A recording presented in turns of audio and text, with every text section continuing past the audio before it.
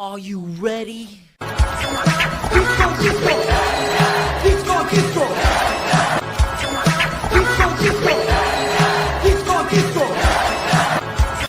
gonna be a hot girl disco summer.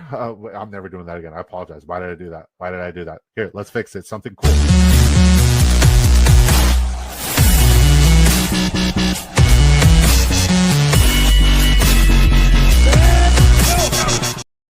What is up? What is up, fantasy football fam?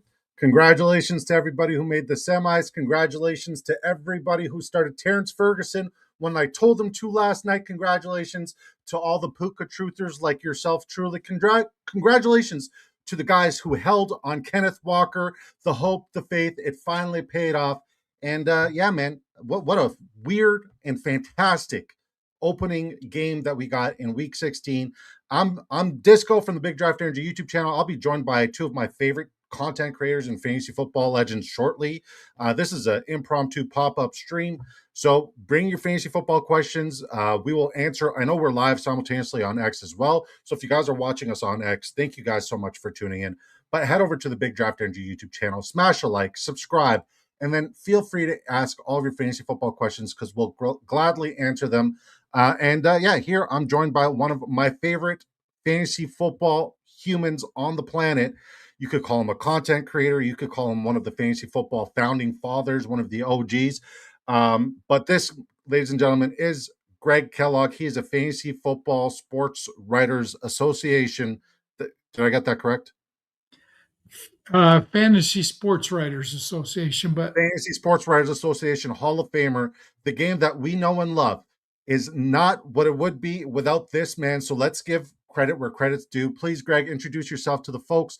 Let them know who you are, where you're from, what you do, and how they can support you and the content that you currently put out right now. And thank you for jumping in. Just call me Greg. Just call me Greg. Forget all that other fluff. The GOAT. I still feel blessed to have been liked by enough people to get into the Hall of Fame and to go in with Scott and Matt. Amazing. Just, amazing. But that was 2010. That was 15 years ago. Right now, I'm doing podcasts. That's all I'm doing. When I saw that Disco was having a podcast, I asked him if he wanted me to come on. I'm retired. I got time. But first and foremost, to everybody, Merry Christmas, Happy New Year. God bless. Absolutely. Merry Christmas and Happy New Year. Enjoy your holidays, guys. If you celebrate Christmas, God bless you. If you don't, God bless you. Hope you guys have fantastic holidays first and foremost. And yeah, we're joined by Pete. I don't see him at his camera yet. There he is. We're joined by also one of my favorite content creators. I genuinely was a fan of this man before I became a friend. He's one of my favorite humans, one of my favorite people on the entire planet. Ladies and gentlemen, Pete Nova, please introduce yourself. Let them know who you are, where you're from, how the folks can support you and your content. And thanks for hopping on such short notice. I've been chomping at the bit to get you on for the longest time.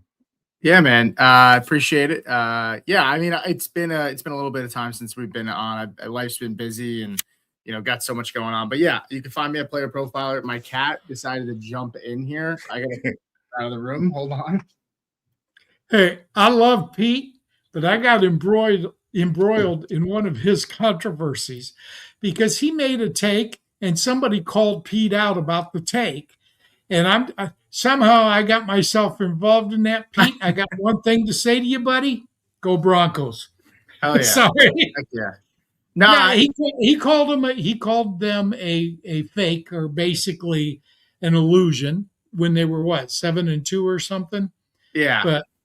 But we all make mistakes, and who knew that the Broncos were going to continue on? He is a diehard Broncos fan. So yeah, Pete, back to where we can support you, and then we got some questions popping in here on the YouTube, so I'll gladly answer all of those, guys. Keep bringing them in, keep popping them in, and once again, thanks both of you for jumping in. Yeah, you can find me on over 38. I'm on. I work at Player Profiler as well, so I do content there. I'm pretty excited. Got some potentially exciting news coming up. So waiting to kind of see how those things come to fruition. So we'll see. But it's been a good year. I'm honestly excited for the off season. I love football in season, but I'm ready to just kick my feet up. watch NFL football, the playoffs, and honestly just be a fan again, just for a little bit. I mean, you still do a little bit of content there in the playoffs. I do playoff best ball, I do different stuff, but just kind of can relax a little bit. Such a long season. The run up to the season's super long, and you just kind of get a little deep sigh of a little breath. But we still got playoff football here, so excited to help people out and get them to the Ain't semis. no off season, buddy. Ain't no off season in I love football. that. But I got to ask you, because you're a Broncos fan, is RJ Harvey for real? Is he the starter next year in Denver? I mean, I don't even know if he has to be the starter because the way Sean Payton's offense is, I mean, multiple running backs usually eat no matter what. So I think this is a good chance for him to, show that he can be depended on. I think he's done a solid job at it so far, but he still has a little bit of time and he's got to work on his patience in the holes. I think that's stuff that kind of derails him a little bit. But I think he's definitely, even if they bring somebody in, I don't think it's going to be anybody super major that's gonna eat into his time. He'll probably have a 50-50 split at the worst, which in Peyton's offense, right? I mean, there's so many fantasy points to running backs that multiple guys eat no matter what. So they found him as a weapon too. They find ways to get him open in the pass game. So he'll figure it out. I mean, Kamara and Ingram, so many guys in Peyton's offense have been able to eat at the running back position. He's been able to. Will JK be back? I don't know. I mean, he's 27. I think Dobbins will come back. I think he likes Denver. I think with the injury, they could probably get a friendly deal, and he'll end up staying. If he didn't get hurt, I think there was a good chance he would have either signed an extension. But if not, if he hit the open market, I don't think he would have re-signed because he probably would have looked for a decent sized contract because of his age and because he had such a good year. So I think there's a good chance he comes back, though. My question would be: is this Detroit all over again with RJ playing the David Montgomery role and Hmm. and JK playing the Gibbs role? I think it's vice versa. I would say the one thing that I like the most about Harvey is we are seeing one of the most efficient running backs, no matter the matchup, plus matchup in the run or negative matchup in the run. He's still finding the end zone.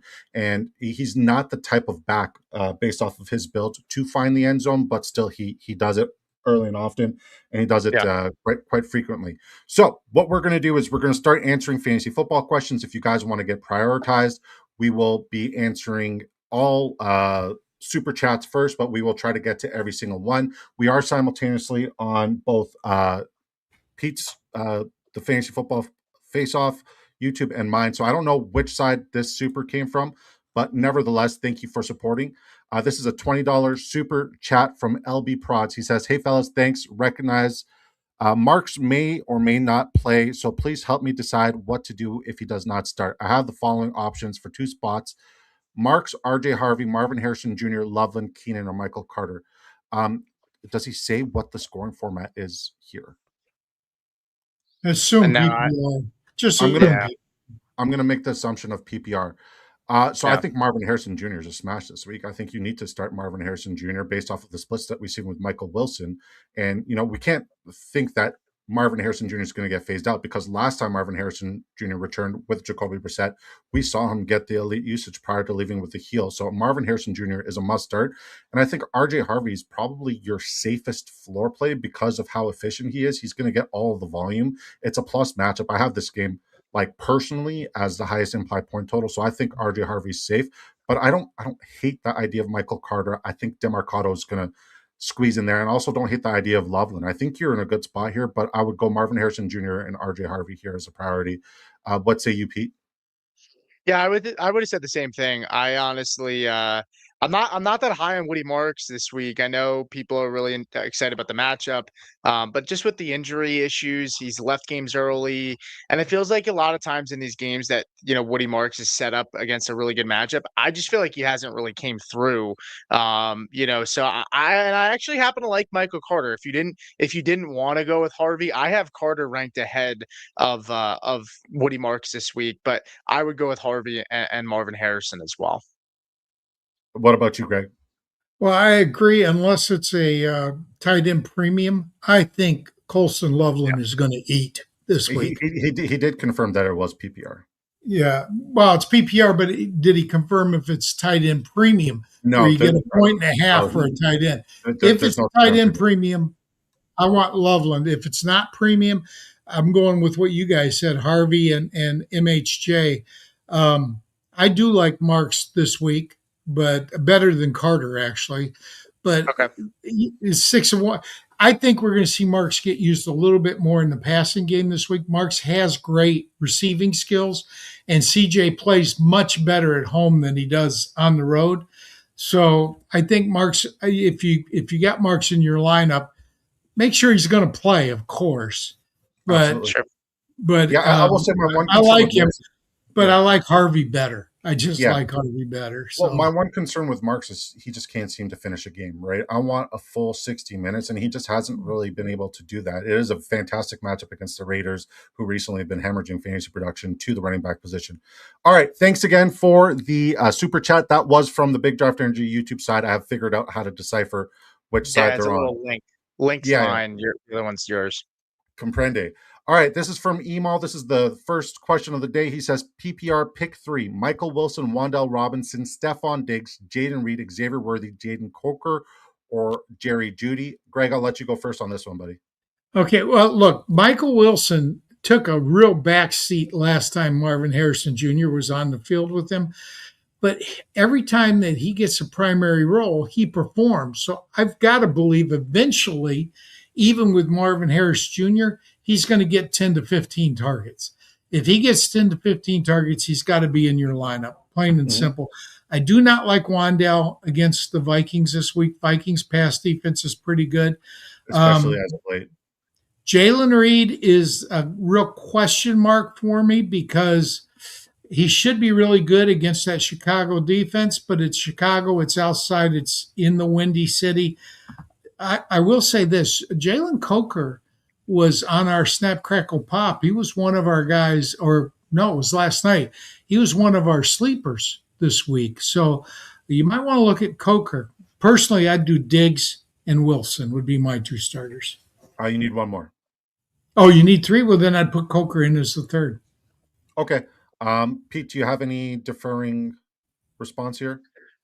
Yeah, I'm definitely going Wilson. I know when Marv was out there, it was a little different, but he still had 7 targets. I know Marv left the game early, but it's just also he's got a solid matchup against the Falcons, 41.2 points per game over the last 4 weeks to wide receivers.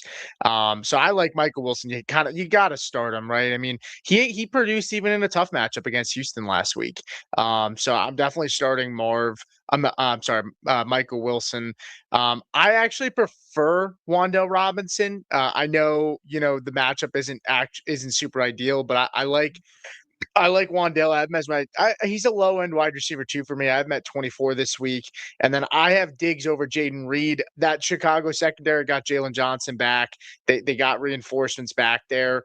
So I am a little concerned with the usage with Jaden Reed. And honestly, if Christian Watson doesn't play, people might think that's a bump up for Reed, but that could be a bump down because Christian Watson opens up that offense with the downfield threat. So, we'll see. But I have Diggs, Wan'Dale, and Michael Wilson for me.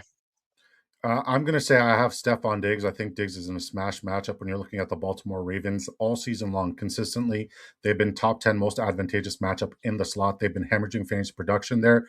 50% snap share isn't ideal, but it's still more than Demario Douglas. Based off of alignment, Stephon Diggs should flourish and he should eat. I think his 17.5 longest reception prop is free money. It's one of my locks on the week. I absolutely love Stephon Diggs. I am going to join my friend Greg here and tell you guys that I am a cokehead. I am all in on Jalen Coker. And if we're looking at the slot advantages as well, Jaden Reed has such a plus matchup. It's either him or Matthew Golden that's going to break a huge one for a touchdown. I want to bet on the guy who's been out there more and who's been productive in the past. We got a couple supers. We got a membership as well. Shout out to Sleez, who just renewed his YouTube membership. Thank you for supporting the stream. Safe holidays, safe travels. I know you're not going to be on many shows, but if we could get you in, even on the phone, we'd love to have you, man. If you guys are not subscribed to Sleazebomb, please do so. He is my business partner and one of my best friends. And he did a 1999 super sticker just for shits and gigs. What a beautiful man. All right. So what we're going to do is we're going to take one question at a time. That way we could get all the questions because we got a lot of questions in here through the two streams. If you guys are watching us on X, thank you so much for tuning in. We will not answer any questions on X, unfortunately, but we do appreciate your viewership. Head over to the Big Draft Energy YouTube channel, smash a like, subscribe, ask your question here, and we'll get it in. Okay. So Pete, you'll take this one. I'll go next, then Greg. That order. Cool. All right. From Sure. Emal again. Jalen Hurts, Bo Nix, Jared Goff, or Baker Mayfield. Who do you like here? Pick one. I'm going with Jared Goff. I love Jared Goff. I happen to like Jalen Hurts a lot this week. I have Goff as my third ranked quarterback this week. I have Hurts at 4, so I still like Hurts a lot against Washington. But I mean, Goff has pretty much given us a 20-point floor in the last like 7 weeks, and he's playing indoors against the Steelers. That secondary hasn't been that great. And he's just playing some of his best football that I've seen in a long time. So I'm all in on Jared Goff this week. Yes, sir. So chat, friendly reminder, if there's a take that you guys disagree, or panel, if there's a take that you guys disagree on, you guys have the right to say stand on business. And when you do, we play this clip. Hold up. What did you just say? I'm going to need you to stand on business. That's but he just stood on his business. Oh, he just stood on business. I was going to stand on business. He stood on business. I disagree wholeheartedly. I do believe it's Jalen Hurts, but that's the purpose of this. So it's a fun way to have pushback. Disagreements happens in fantasy football. Nobody's right 100% of the time, but if you do disagree, you just invoke your right to stand on business, call somebody out. That's great. He did both. He made a bold take and he stood on business right away. Hey, Hurts is in a great spot. Hurts in a great. If anybody can make like the Washington Commanders are like the get right game for every single quarterback in the NFL. So I mean, Hurts is in a good spot too. You really can't go wrong with either of them. But they're way ahead of Knicks and Baker Mayfield for me this week, though. Absolutely. All right, this one's for me. This is from Emal again. He says, pick one, PPR, Breece Hall or Woody Marks. I love Woody Marks in his matchup this week, but I think the volume of Breece Hall, them trying to protect Brady Cook based off of that, and it's a decent matchup, a top 12 matchup based off of fantasy points allowed in PPR format to the running back position. Give me Breece Hall here. The volume makes sense. You got to play your studs here. I'm not going to overthink it. A healthy Breece Hall with lots of volume versus Woody Marks, who's going to be sharing opportunities potentially and may not finish the game. I think Woody Marks would probably be your safe play, but I want the ceiling and floor combination of Breece Hall in this one. All right. This is from our guy, Jerry Bagshaw. He says, let's go, boys. Shout out to you, KB, tuning in on X. Head over to the Big Draft Energy YouTube channel. Smash a like, subscribe, or Fantasy Football Face-Off. How we doing, BDE? BDE is doing good. BDE is doing really good because Terrence Ferguson was him. Do you have snow? Oh, we got so much snow, Greg. So you're not doing good because you got a shovel. Well, I mean, shoveling's fine. I grew up in that stuff. I live in Texas now, so I don't have to shovel. Yeah, we got plenty of snow. I'm the kind of guy who will shovel my laneway and then like 3 or 4 neighbors, the nice neighbors' laneways as well. All right, this one's for you, Greg. If Jacobs doesn't play, who would you start at flex? And by the way, chat, also panel, if you guys get any breaking news based off of, players like Jaden T. Higgins or things like that, players who we want to know if they're in or out, and we get news like that, please pop that in here whenever and wherever. So this one's for you, Greg. This is from Daniel Surfy. Thanks for popping in, brother. He says, if Jacobs doesn't play, who would you rather start at flex? Estime, Reed, Swift, Michael Carter, Coker, DJ Moore, Godwin, Agbuka, or Marvin Harrison Jr.? I want to know who you're starting. I got to get a aid here because I know how I'm going to answer this, and I hate my answer. Estimate, we don't know what to expect. We don't know if he's going to split with Hall or not. I'm guessing we are. I've got an autographed jersey of the gentleman I'm going to recommend you start. It's not going to be Reed. It's not going to be Carter. It's not going to be Coker, although I like him. Hate DJ Moore, but he was another one of those sleeper picks on my show last night. Godwin's disappeared. Agbuka has been terrible. MHJ, I love MHJ, but I'm going with this guy. Oh. Now this is when DeAndre was with the Lions, and it is an autographed DeAndre Swift jersey. But because he was with the Lions and left the Lions, I'm obligated to hate him.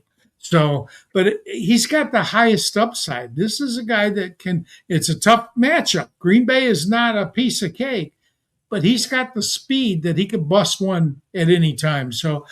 I'm going here. You need upside when you're playing in your championship. So I'm going here with Swift. Respectfully, I'm going to say DJ Moore is like the ultimate upside play when you got Roma Dunze out, when you got what's his Both of face? them. Luther Burden's out too. Yeah, like Burden's out I, too. I Yeah. don't think you can love Colson Loveland, which you said earlier, but he's also a Michigan guy, so that makes sense. And not love DJ Moore. I think DJ Moore gives you the highest ceiling with the safest floor here. And that that rush defense, even though they're missing Micah Parsons, they're still the real deal. We'll see if, because the first half they played several weeks ago was not ideal for DeAndre Swift. The usage wasn't there, but the second half he did get an uptick in usage and snap share. We'll see if that repeats itself this week. And All right. DJ Moore is not scoring 2 touchdowns again this week. I'm sorry. Look at his career. When has he ever put back-to-back 2 TD games? Well, this is the time. Receivers I mean, don't do that. it's the most wonderful time of the year, and Caleb's firing on all cylinders. I think if he's going to perform, if the Bears stand a chance this week, I it's hate going to be say this, but we need a third opinion. Pete. I actually I prefer Swift as well. I just think this is a team that likes to run the football. I think this is going to be a low scoring game. I think DJ is going to be involved, but it's hard not to look at Swift's usage lately and what he's done. I know it's a tough matchup, but I think they'll get creative. I think they'll use him in the pass game, and like they haven't really pushed the ball downfield too much, and with weapons limited, I think DJ's a solid play this week as well. But I just prefer Swift, even if it's a tough matchup. He's just been too good, and I think they'll lean on him in that run game like we've seen them do the past couple of weeks. Where do you have DJ Moore ranked in your wide receiver rankings this week? I bumped him up to wide receiver 11, so I'm very in, and I try to stand behind my rankings. I don't know if I've made the adjustment on him just yet. Yeah, I have him at 38, but that's not factoring in that those guys got ruled out. I haven't moved him just yet. If I had to move him up, I'd say he probably slots right ahead of George Pickens and right behind Cortland Sutton. I think that's probably about wide receiver 17 is probably where I have him. I don't Where love do George. you have Harrison? Where do you have Harrison? Because you might take him over Swift. Yeah, I have Marv, MHK I have a wide little bit receiver behind 15. him. I have Marv a Okay. little bit behind him. I have Marv at my wide receiver 19 this week, or 20 this week. Okay. All right, this one's for you as well. Pete, this is from Trevor Cox. Shout out to Trevor. He says, Jared Goff or Brock Purdy? I mean, you said Goff over Jalen Hurts. Yeah. I mean, I I have Purdy ranked as my quarterback 5 this week, but I have Goff higher. Yeah, I like Purdy a lot this week, but I have Goff higher. So. All right, we got a super chat over on your side. This is from Young Spritzer. He says, hey guys, Rashee Rice owner here needing some advice, half PPR. Pick 2, Zay Flowers, Jacoby Myers, Quinshon Judkins, BTJ, and Swift. And by the way, guys, when we do get a super, all of us are going to answer that. So Sure. Since it's on your side, you'll take the floor here. First, Pete, who you like? Yeah, I mean, half PPR Judkins, he's got to be the smash. I mean, when it goes to half PPR, the receptions aren't as valuable, and that's not how he makes his money. He's playing in an awesome matchup against the Bills, so I feel like he's got to be the lock for me. The next guy I'm going to go with here is DeAndre Swift. It would be between him and Zay Flowers. I'll stick with the 2 running backs here. I think Swift, I made the case for him before. It's kind of the same thing. I don't need to hammer it away. Half PPR makes it a little bit different, but I still prefer him over Zay, Jacoby Myers, and BTJ. I actually like Jacoby Myers this week. I think he'll probably get lined up on Riley Moss more in Denver, and Surtain's probably going to be on BTJ. And Moss has been solid, but he also will give up receptions. I have Myers at 24 this week, but I have Zay Flowers at 19. So Flowers would be the pivot if you don't want to go Swift, but I'm definitely getting Judkins in the lineup, and I prefer Swift. But if you want to pivot, it'd be Flowers for me. What say you, Greg? It'd be Myers. Myers has been unbelievable, unbelievable since going to Jacksonville. He is the wide receiver 1 there.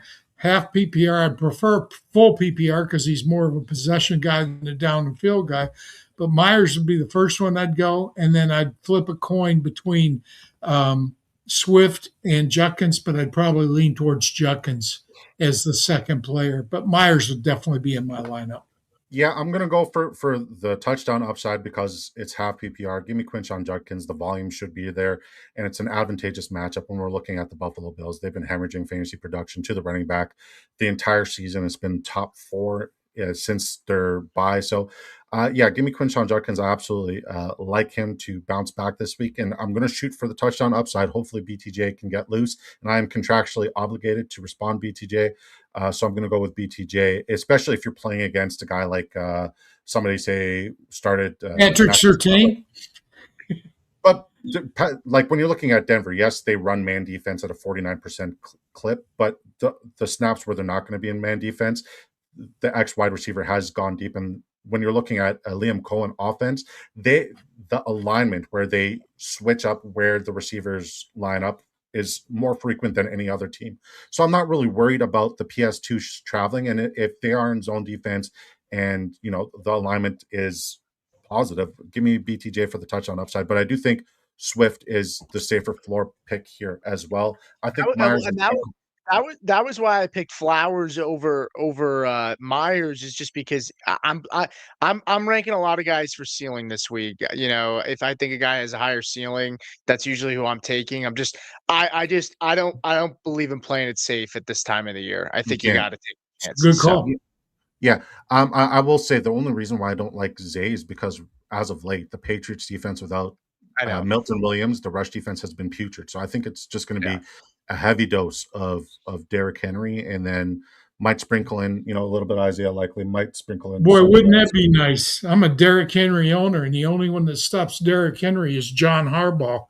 Well, he's been great. He's been very efficient and productive. He just hasn't found the end zone. Wait a minute. He had 11 touches. He had 11 touches last week. But he's been efficient and productive. He was. Went for 20-plus yards. Just no I know. touchdowns. He had good numbers. If he'd have got 20 touches, he'd have been great. Absolutely. We got another super chat. He says, question is above. This is from Wandir. Thank you for supporting the dream, Wandir. He says, I have a question for DST, Sicko in the backwards hat. Chiefs, Saints, or Bills? Yeah, the Chiefs are not even in the same stratosphere over Saints and Bills. I know it sounds crazy. I had the Chiefs ranked 10 this week. Their pass rush isn't very good. I think this is going to be a low-scoring game. I think Tony Pollard is going to touch the ball 20 times. They're going to run the football. If this was Mahomes there, I would feel more confident because, Cam Ward pushed the ball downfield, maybe make some mistakes, maybe get some sacks. But I think it's a low-scoring, conservative game plan for both teams. So it's really between Bills and Saints.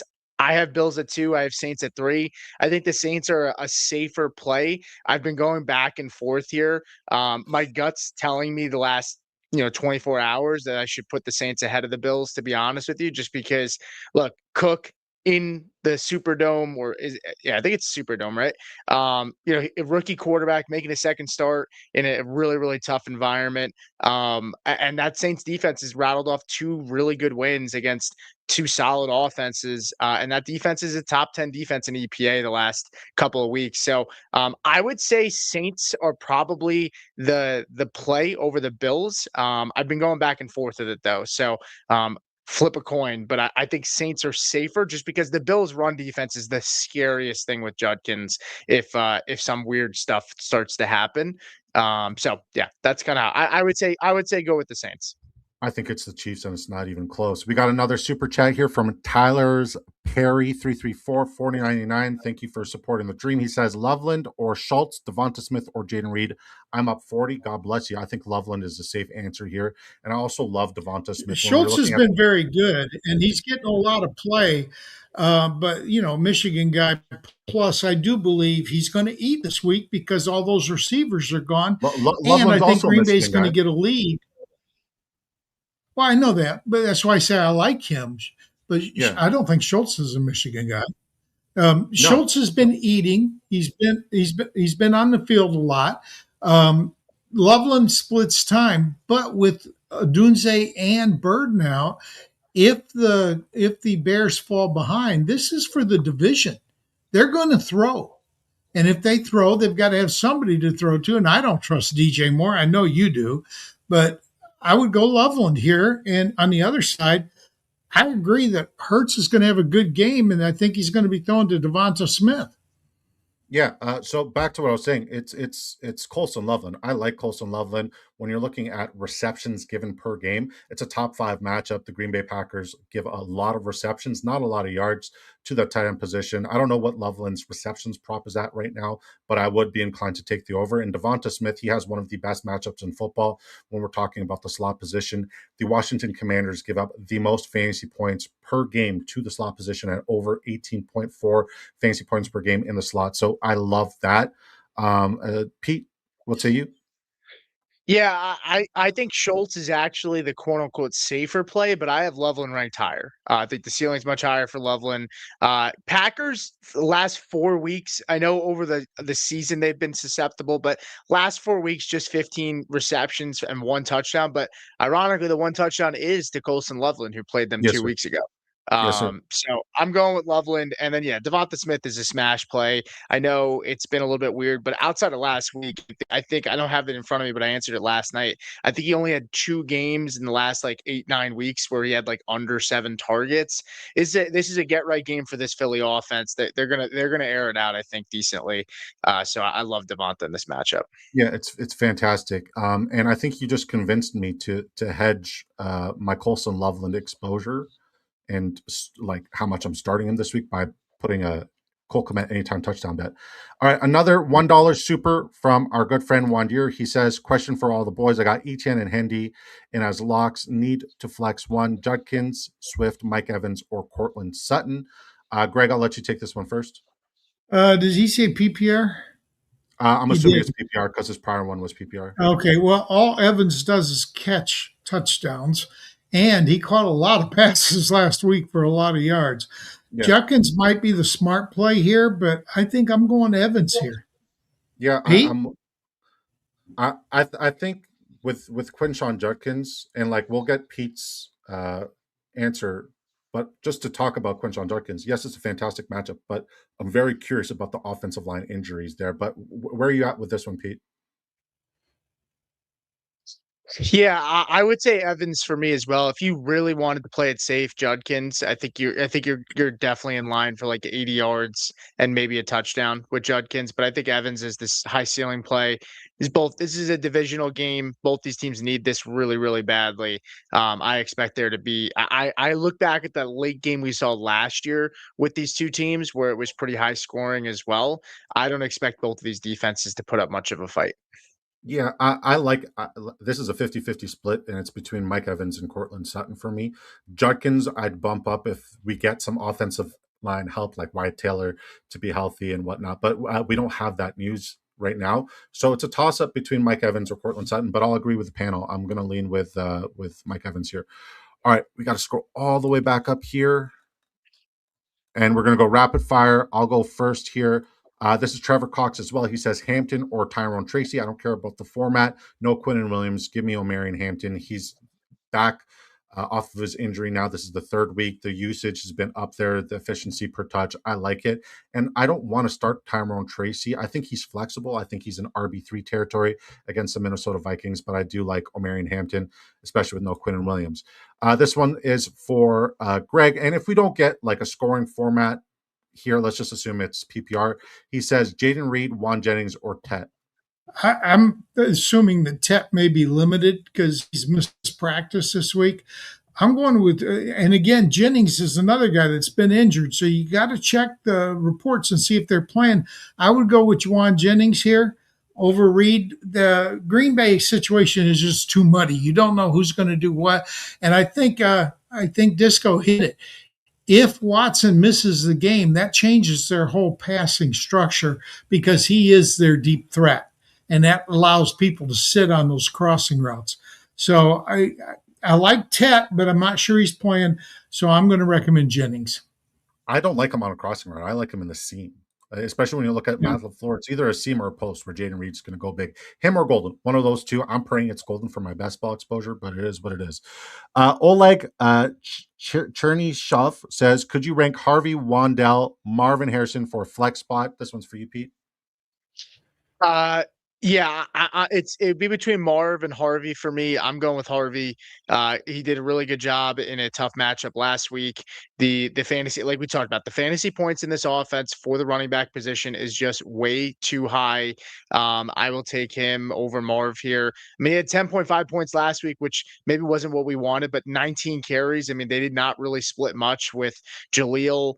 He had 17 carries the week before for 75. He had 22, 21.2 PPR points. So I mean, he's had an RB2 finish and RB4 finish in the last 3 weeks. So I'm going with Harvey here. I think the high upside, and I like what you said, Disco, in that I think this is a really, really high scoring game.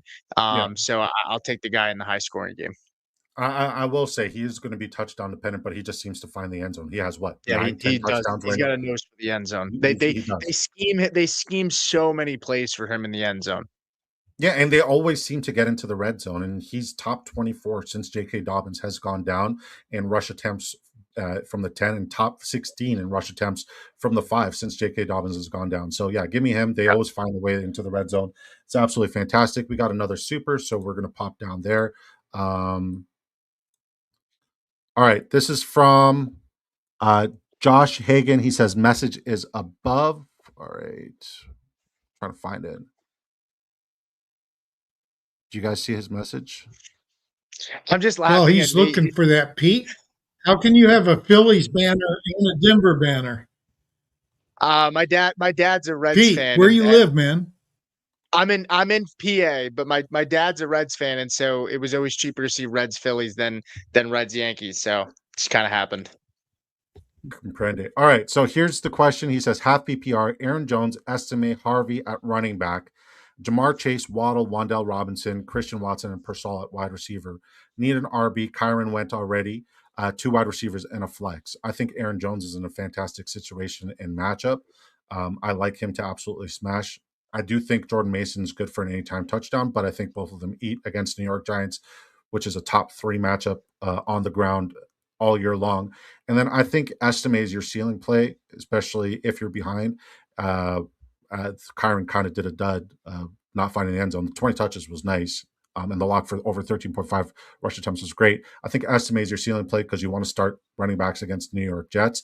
But I think Harvey is your safe floor play, depending on how you want to play it. That's how I would answer that. And then at wide receiver, if Christian Watson misses, and I believe Persall is out, I think your only choice is Wan'Dale Robinson or Waddle. And I like Jalen Waddle. A lot of people hate Jalen Waddle.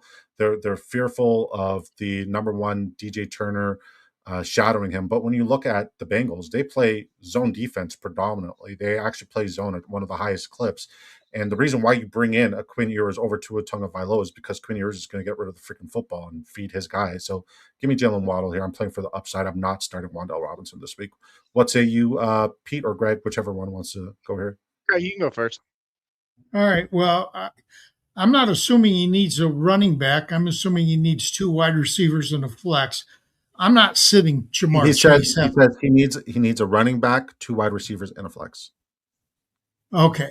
Well, running back, to me, it's between Aaron Jones and RJ Harvey. I think they're both pretty equivalent. I would probably go with Jones because of the New York Giants matchup. I like that matchup. At wide receiver, I'm definitely starting Chase and Waddle. You have to. Yeah. Even not knowing the quarterback situation, Quinn Ewers is a smart guy. He's got to know that Waddle is his deep threat. And so I'd probably go Waddle, Chase. I'm assuming Watson is not playing, and I'm not sure if Persall's playing, so Wan'Dale Robinson is healthy. But for flex, we could put in Harvey. So I'd go Aaron Jones at running back, Harvey at flex, and Waddle and Chase at wide receiver. Yeah, I agree with you entirely. What about you, Pete? Yeah, I because it's half PPR, I would probably prefer Aaron Jones too. If you want to safe play Harvey, but I would go with Aaron Jones because it's half. And then so he's got to pick 2 wide receivers and a flex. Yeah, I mean it's Jamar Chase.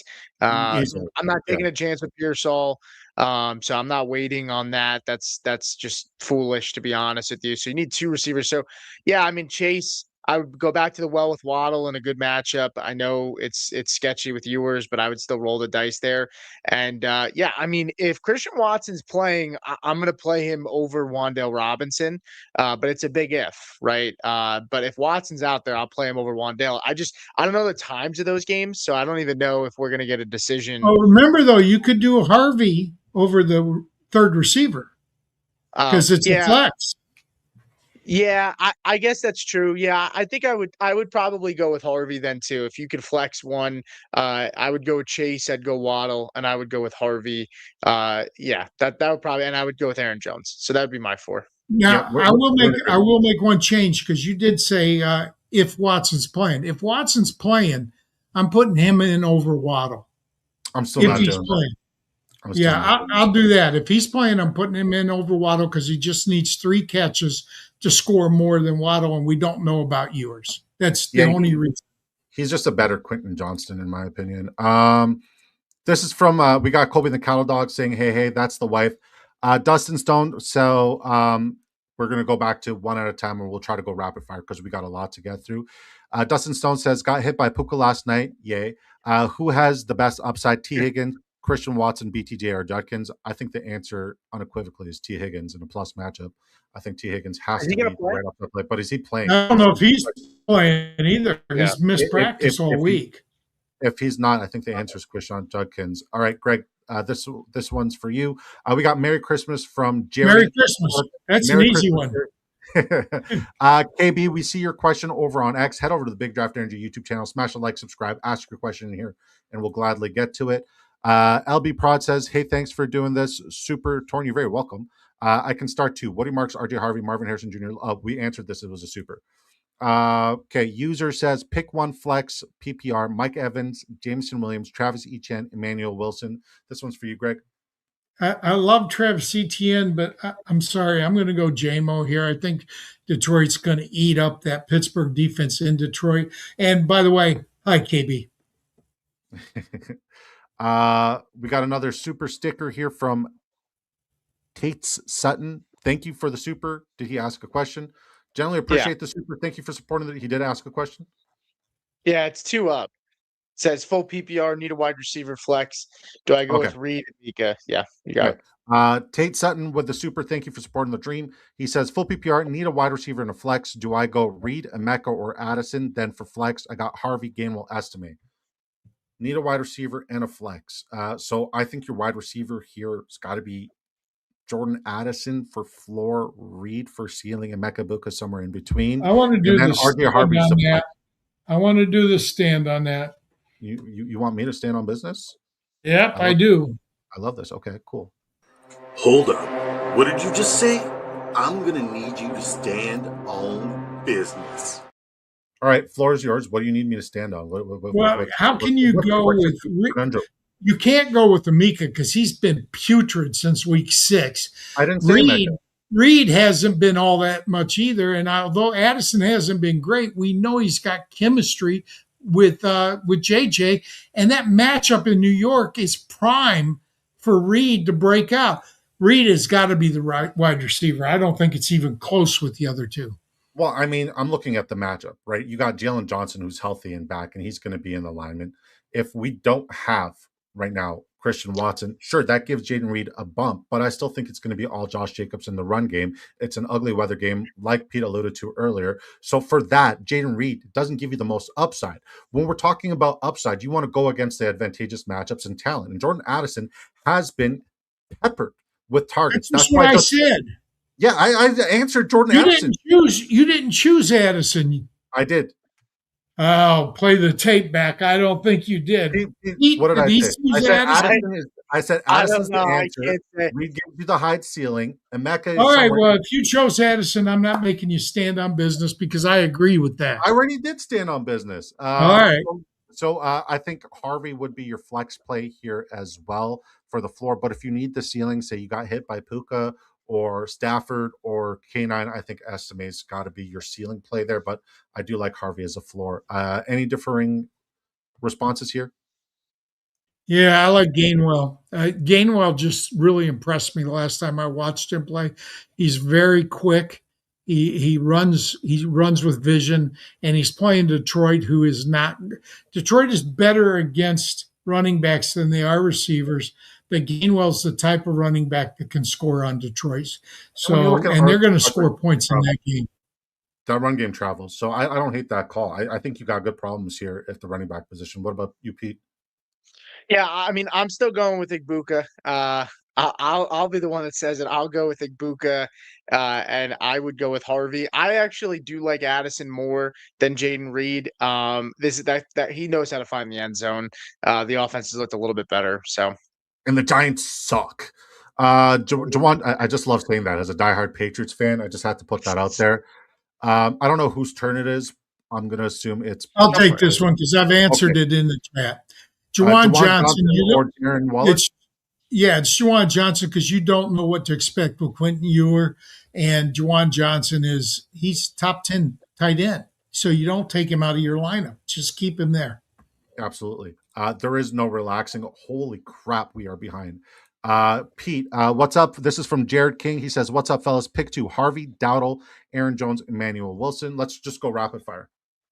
Yeah, if Josh Jacobs is out, Emmanuel Wilson's the guy I'm playing out of all these players, and I would go with RJ Harvey. I'm worried about Dowdle, his run style against. I know Bucks have been not that great, but they're good up in the middle, and I worry Dowdle. That's where he makes his hay. So I'm going Harvey, and I'm going with Emmanuel Wilson. Emmanuel Wilson's the lock here. If you want to move out Harvey for somebody else, that's fine. If Jacobs does play. Yeah, if Jacobs plays, then I'll go with Harvey, and I'll probably go with Aaron Jones over Dowdle. Okay, let's go Broncos. Attaboy Pete. What's up, guys? This is from KJ Frederick. Well, I'm down big because of Puka last night. I need to have maximum upside plays in my lineup. Need this lineup help. Okay, well, ask your question, brother. PPR, we got this. Thanks again, LB Prods, for the super and supporting the dream. Vinny King says, "Hey guys, down big, face Puka, Kyron, and Darnold last night. Love that. Need 2 RBs, 2 wide receivers, and flex. HN for sure. Hampton, yes. Judkins, Carter, Watson, Jefferson, Igbuka, Collins, or Pittman. So 2 running backs is Hampton and HN, easy. 2 wide receivers is Collins and Jefferson. And then your flex play here, I think if we're looking at floor, Judkins would be the answer. And if we're looking at ceiling, I think Michael Pittman needs to be in the discussion. I think Igbuka, is the ultimate ceiling play, and you could use the ceiling, but I'm trying to give you perfect balance of both. Greg, this is from Jared King. He says, Dak, Hurts, Herbert, pick 2. Well, I went with Herbert over my boy Stafford last night, so I'm going with that. But I think your best bet is probably Dak. He's got the potential to be in a shootout. You need 2? All right. Well, I would go with Dak and Hurts here. Okay. You got to see Herbert throw with that broken hand. He has not been really effective. Yeah, I mean, you just want to start your quarterbacks respectfully against the Dallas Cowboys secondary. They are bad. We got another super, so we're going to start this and go down. This is from RE114. He says, PPR down Rice. Thanks for the super. That's on Pete's side. He says, down Rice plus maybe Higgins. Pick 2 Woody. If Chubb's active, Gainwell, Warren, Wilson. If Jacobs out, Carter, estimate Worthy, Mitchell, Coker. So is Rice out? Well, if Jacobs is out, Wilson's the easy choice. And Rice was ruled out like an hour ago, I think. Okay. Rasheed Rice. Yeah. Yeah. Tyler is I'm assuming Jalen Warren, but and I'm assuming that's not Michael Wilson because there's all running backs there. So I'm assuming that's Emmanuel Wilson. It's Emmanuel Wilson for me. I talked about it before. Well, he did caveat it with if Jacobs is out. If Jacobs is out. Yeah. So Wilson. Okay. Yeah, it's Emmanuel Wilson for me, and then I like Michael Carter a lot. I mean, he's got, but even before the injury, 4 targets a game over the last 4 or 5 weeks. So he's gotten a lot of touches, a lot of snaps. I'll take Michael Carter in that matchup against a soft run defense in the Falcons. So give me Wilson and give me Michael Carter. Okay. And I'll go a little different. I like Wilson, but I would go a Gainwell. I just think against Detroit, that's too good a matchup to pass up. Yeah, they're going to be behind. They're probably going to have to throw the running backs. That makes sense. Okay. Now, Pete, I can't see because like on my phone I have my chat up. If you do see a super, just let me know. Yeah, I see one guy, GME machine. Yeah. Just let me know since my chat's all the way up there. Yeah, no, it's fine. I'll let you know. Okay. Maybe Higgins, pick 2, Woody if Chubb active. I'm gonna say give me Gainwell and give me Estime. I like both of those guys. Thank you again for the super. Another super half PPR. Pick one: Brissett, Purdy, Bryce Young, or Trevor Lawrence. It's Jacoby Brissett, and it's not even close. Anybody else have a different response there? I'm going Purdy. I talked about it. I have Jacoby at 9. I like Jacoby a lot this week. I just really like Purdy this week in this matchup against the Colts. See, and I don't even have Purdy over Lawrence. I like Lawrence a lot, but I would go with Brissett. He's just been unstoppable since he's got the job. So fantasy wise, Brissett's a pure starter every week. Yeah. PPR, we got that. My team is CD, Michael Wilson, BTJ, Coker, Christian Watson, Henderson, RJ, Michael Carter, tight end Waller. Can pick up Loveland. Kicker is Fairburn. Defense Vikings. Can y'all help me set my lineup? So CD Lamb, no matter what. And then for sure, Mike Wilson. I don't. On those receivers, Mike Wilson, yeah. CD Lamb for sure. It's between Coker and BTJ for me. Michael Wilson, I'm not considering with what's his face back. I think he's flexible. So he could be in the flex discussion. Henderson, he's like the ultimate ceiling play, and RJ Harvey, I think that's good there. Waller has a great matchup, but we don't know the Ewers situation. I would pick up Loveland because it's a great matchup, and we know the QB situation. So there's that. Defense Vikings, I think, is a fine pick. They've been on fire. And then if we need a flex between Michael Carter or Michael Wilson, I would lean Michael Wilson just because I trust the pass attack a little bit more there. So yeah, that's the lineup. Clayton, we see you over on X. Head over to the Big Draft Energy YouTube channel. Thank you for supporting. Thank you for watching. Smash a like, subscribe, and we'll gladly answer your question here. This one's for you, Greg. This is from Jason Ortiz. He says, need to drop 2 to activate London and to get a defense for week 17. B-Rob, Algier, Mike Carter, Vidal. Scared to drop Brian Robinson or Tyler just in case Bijan or CMC get hurt. Also have Hampton with Vidal. I like Tyler Algier this week. I think B-Rob Brian Robinson's just a backup. So he'd be one I'd drop. You got to bring it back up for me. Brian Robinson, I'm not dropping Michael Carter because he's the primary there. And Vidal is splitting more than Algier is. Algier does get a lot of touchdowns. But if I've got to drop 2, I'm going to drop Algier. But I got to think you got a wide receiver somewhere you can drop to get that defense. Or drop your defense and just stream defenses. Yeah. For what it's worth, I mean, when we're talking about red zone upside, the Cardinals give up a lot of red zone touches to running backs.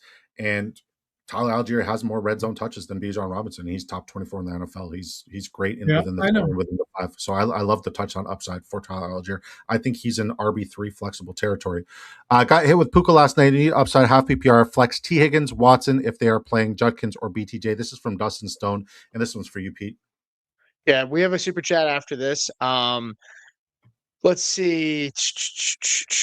Flex T. Higgins, Watson if they're playing Judkins or BTJ. Yeah, I'm gonna go with Higgins if Higgins is up. If Higgins is up, I'll go with Higgins. If not, I'm going with Judkins over Watson and BTJ. If Higgins is playing, I'm putting him out there. Tough game last week. I'll roll with Higgins. All right, we got the super chat from Mike Montavlo. He says, if Philly win in Saturday, should I start Hampton over Javonte since they'll have nothing to play for? Okay, first of all, NFL players always have something to play for. They're playing for a contract next year. They don't take games off. Don't fool yourself. All right. Yeah. So Javonte's injured and might not even play. I'd go with the Marion. When in doubt, go with the healthy player. I mean, also let's keep in mind too. I mean, Javonte's playing for a contract. I mean, they all are. Yeah. Next year. I mean, but he's a guy that's been hurt. He signed a prove-it deal this year. There's no way he's taking his foot off the gas, even if the team isn't playing well. I have Javonte ranked 11 this week. I have Hampton at 20. I'm playing Javonte. Does the news of Quinnen Williams being out sway you and make you bump Hampton up a little bit, Pete? I didn't know Quinnen was ruled out. Not really. The Vidal split is too much right now. I mean, even now, Hampton actually had more total touches last week while only playing. Vidal had 60% of the snaps last week, and Hampton still out touched him. But still, I'm not there. I really like Javonte in this matchup. I know the Chargers are a If he's stingy playing. defense, but I'm up with him. And I don't see an injury designation for Yeah. Javonte, so he's got to be playing. Well, I- I'll, I thought he was questionable and was a game time decision. I'll say this about Javonte: the volume is just too Um, good to pass up on.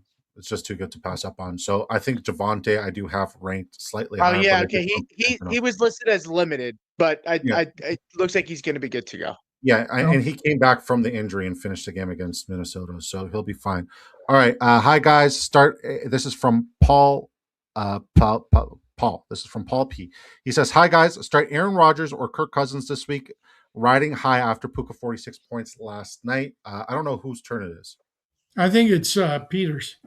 Peter. Yeah, Paul's one of my guys, so I'll answer that. That's fine. Yeah, I have Rodgers ranked decently high. I have him as my quarterback 16. He's on a heater the last 2 weeks. It's indoors. They're going to be playing from behind. Lions secondary's beat up. No Brian Branch. I'll go with Rodgers. I do have to say, I did drop down Purdy in my rankings while we were talking because the more I looked at it, I was like, maybe I'm missing something, and I did drop him down. So to go back to before, I would start Jacoby just in case we get any more questions on that. Wait So a minute. You said something about Detroit in talking about Aaron Rodgers. He's playing Chicago. No, he's no, not. no, no, they're playing Detroit is Detroit. not playing Chicago. No, Aaron plays Pittsburgh. I keep thinking he Yeah, plays you're Green good. Bay. Sorry. You're good. Sorry about that, Peter.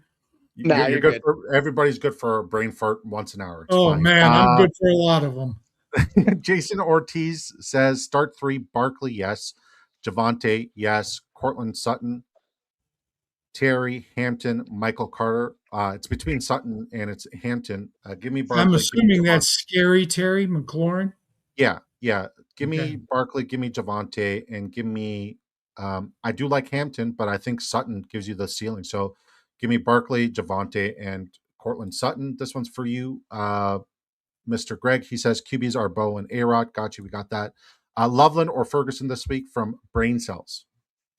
Ferguson is a safe play. Loveland is the high upside. I'm going Loveland. Copy. Regular PPR, no tight on premium. Got you. Loveland or Schultz. I'm up by 40 from Tyler S. Perry for you, Pete. We already answered that one earlier. We all said Yeah. Loveland. He said that a super chat after, I think. Okay. So then you'll have this one. Start 1. Warren, 67 years old, quarterback. But okay, so that's Tyler Warren. Waller, Loveland, Schultz. Okay, so it's Schultz, Loveland, Waller, or Tyler Warren. Start 1, Pete. Yeah, I'm still going with Loveland here. I have it ranked Loveland, Schultz, Darren Waller, Tyler Warren. Thank you for tuning in, Tom. Alavi over on X. Head over to the Big Draft Energy YouTube channel. Smash a like, subscribe, help support the dream. Appreciate you. Reset Season says Brissett, Dak, or Bo Nix. Pick 2 RBs and wide receiver PPR. H.N. Henderson, Judkins, Sutton, T. Higgins, Wandell, or Jacoby. Brissett, Dak, or Bo Nix. I love Brissett. I think Dak has QB1 upside this week. Like, you want to ride with Dak. But I think Bo Nix, just based off of the game script, is the right answer. So I'm going to go with Bo Nix. Pick 2 running backs and a wide receiver PPR, HN for sure. And I'm going to go with Travion Henderson, even though I am concerned in the second half, his snap usage, he had 3 snaps. It was saved by a huge touchdown. But I'm still going with Travion Henderson. It's not a great matchup, but I trust him more than Quinshon Judkins. So HN is that answer there. And give me Henderson. And then 1 wide receiver. Sutton is the answer. Yeah. So give me HN, Travion Henderson, and Cortland Sutton. Non-PPR league, pick 2. This one's for you, Greg. This is from Jared King. Pickens, London, Jaden Reed, Coker. Pickens easily because you don't know what to expect from Drake London. Coker's a good sleeper play. Jaden Reed, again, too many cooks in the kitchen in Green Bay. You don't know who's going to get what. Hold up. What did you just say? I'm going to need you to stand on business. All right. I got you. So let me frame my stand on business. All right. I'm a firm believer that, like, yes, it is important to be concerned with usage, but when you're looking at a fantastic player with one of the best matchups in football, where we've seen a wide receiver one on a weekly basis, borderline every single week against the Arizona Cardinals secondary, Drake London is not even remotely like in this discussion. Drake London is the one, and it's not even close. So, like, I need you to elaborate a little bit more on why you're starting anybody but Drake London here. Oh, it's simple. Drake London hasn't played in how many weeks? And this week he returned to practice on a limited basis. So even if he goes out there, how's the timing going to be with this quarterback? You don't know. What you do know is that George Pickens has outperformed CeeDee Lamb all year. Not while the they were both on the field. He's disappeared completely. While they were both on the field. He's been irrelevant. The last 2-3 weeks, he's been completely irrelevant. He George needs two. Pickens is the player. It's not even close. He needs two. He needs He two. needs Pickens two? is second. Yeah. I'd go Coker, but if you really love London, if you know London is playing, you have London to wait playing. till you don't know that at this point. You just don't know that he's playing. All right, he has or the team has. Both. He's playing. Okay. He wants to finish out the season. He wants to play out the season. Okay, let's ask us what percentage of snaps do you think London is going to be on the field? 20, 30? It has nothing to do with the percentage of snaps. It has everything to do with the quality of matchup and how efficient he can be in the matchup. Mike Evans has everything to do with opportunity. I'm answering. Mike Evans was a fade for a lot of people last week coming off of injury because they didn't know, but he got the usage. And I'm not done. And when we saw Drake London come off of injury against my New England Patriots, he finished the week as the wide receiver one. We know that he's going to get targeted. We know that he's a gamer and he's a baller and he's going to come out and play. You want to start Drake London. It's your fantasy football playoffs. Drake London is the right answer. And then Pickens gives you the upside, but nobody gives you the safe floor and combination of upsides as Drake London in this combination. Okay, so we basically agreed on the players, just disagreed on the order. Well, you said Coker over London. I said Coker possibly. I said London, if you know he's going to play, you play him. Yeah. But I don't know that he's going to play yet. Okay. And by the way, London after the hip injury, he played 55 snaps the week he came back, right off the hip this year. So, I mean, if he played, he's going to play. I think there's no reason for him to be out there if he's not going to be full go. So, but he was limited in practice all week so far. So was Josh Jacobs last week. Yeah, I know. And but Mike Josh Evans, Jacobs is limited a lot and still plays. We don't have that with Evans is a good one too. But the difference between Evans and Jacobs and London is Evans was a shoulder, a collarbone, whereas this is a PCL situation. All right, this one's for Pete. Since Puka got me 46, I need safe starts. Start 5. 2 running backs, 1 wide receiver, and 2 flex. Rico, Hampton, Vidal, Pollard, Monongai. If Swift misses, estimate Tedero, McMillan, Wan'Dale Robinson, Shakir. Yeah, I mean, if you want safe, you go Hampton. You have Vidal and Hampton. It's interesting and tempting to maybe just start the both of them in that backfield. Is that out on Rico? No. But if we're talking playing it safe, I might just want all the points from that backfield just because I think they're going to run it a lot. But I would still say Hampton and Rico. I would say he needs 1 wide receiver, 2 flex. You're going Tet if you want safe. You're going Shakir if you want safe. And then honestly, you could throw in Vidal as the other flex. I don't like Tony Pollard this week against the Chiefs. They're giving up under 4 yards a carry. It's going to be a really gross game. They're going to sell out for the run. But if we're talking about a guy that wants to play it safe here. And so if you're playing it safe, give me Vidal in the flex. Give me Hampton and Rico at running back. Give me Ted at wide receiver, and give me Shakir as the other flex. I don't know. Am I crazy? I mean, we're talking playing it safe. Wan'Dale Robinson's got a tough. There's a world where that Vikings defense comes to play. You're completely ignoring Logic Estimate right now. I would probably put Estimate in as the flex. I know.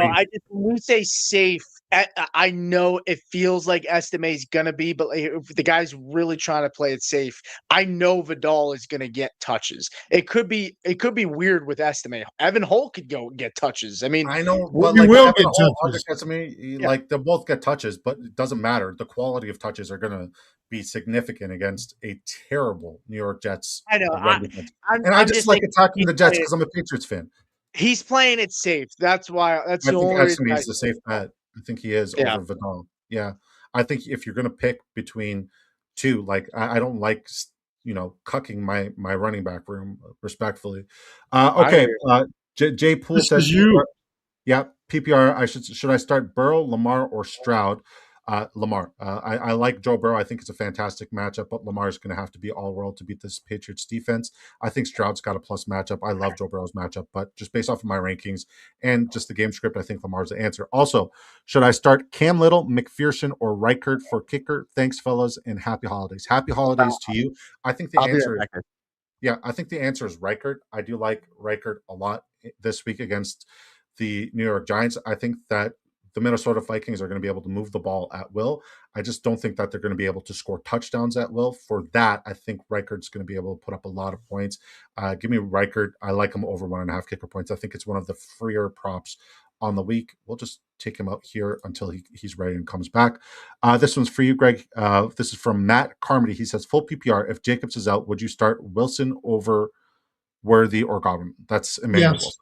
I don't even Yes. think it's a question. Yes, Yeah. easily. But if Jacobs does play and he's trending towards playing, who would be If your second option? Jacobs does play, I would probably go with Worthy here, even though I'm not real sure how Minshew is going to target him. But you got Rice out already. So Worthy gets a bigger role as it is. And when Worthy was the wide receiver one, granted with Pat Mahomes, he was doing okay. So Yeah. I think I'd start him over Godwin, who is, again, there's a lot of good receivers in Tampa. Yep. Agreed. I'm pissed. I started Kyron over Terry or Hampton. Well, I mean, Kyron still did decent. This is from Jason Ortiz. Did I make the wrong move? Now I hope Terry Hampton don't pass 11 points. Shake my head. Well, here's the thing, right? It's a no-fly zone when you're talking about the Philadelphia Eagles. I think you made the right move. I think Hampton has the higher ceiling, but Kyron was the right floor. He had the volume. He had the production. He was the right answer. It just didn't translate into a You touchdown. should It have was a weird. started the Michigan guy. He scored 14. He did find the end zone. Start one. Burrow got Chase Stack or Brissett, Goff, Shuck, Mariota, Love, Rogers, another league.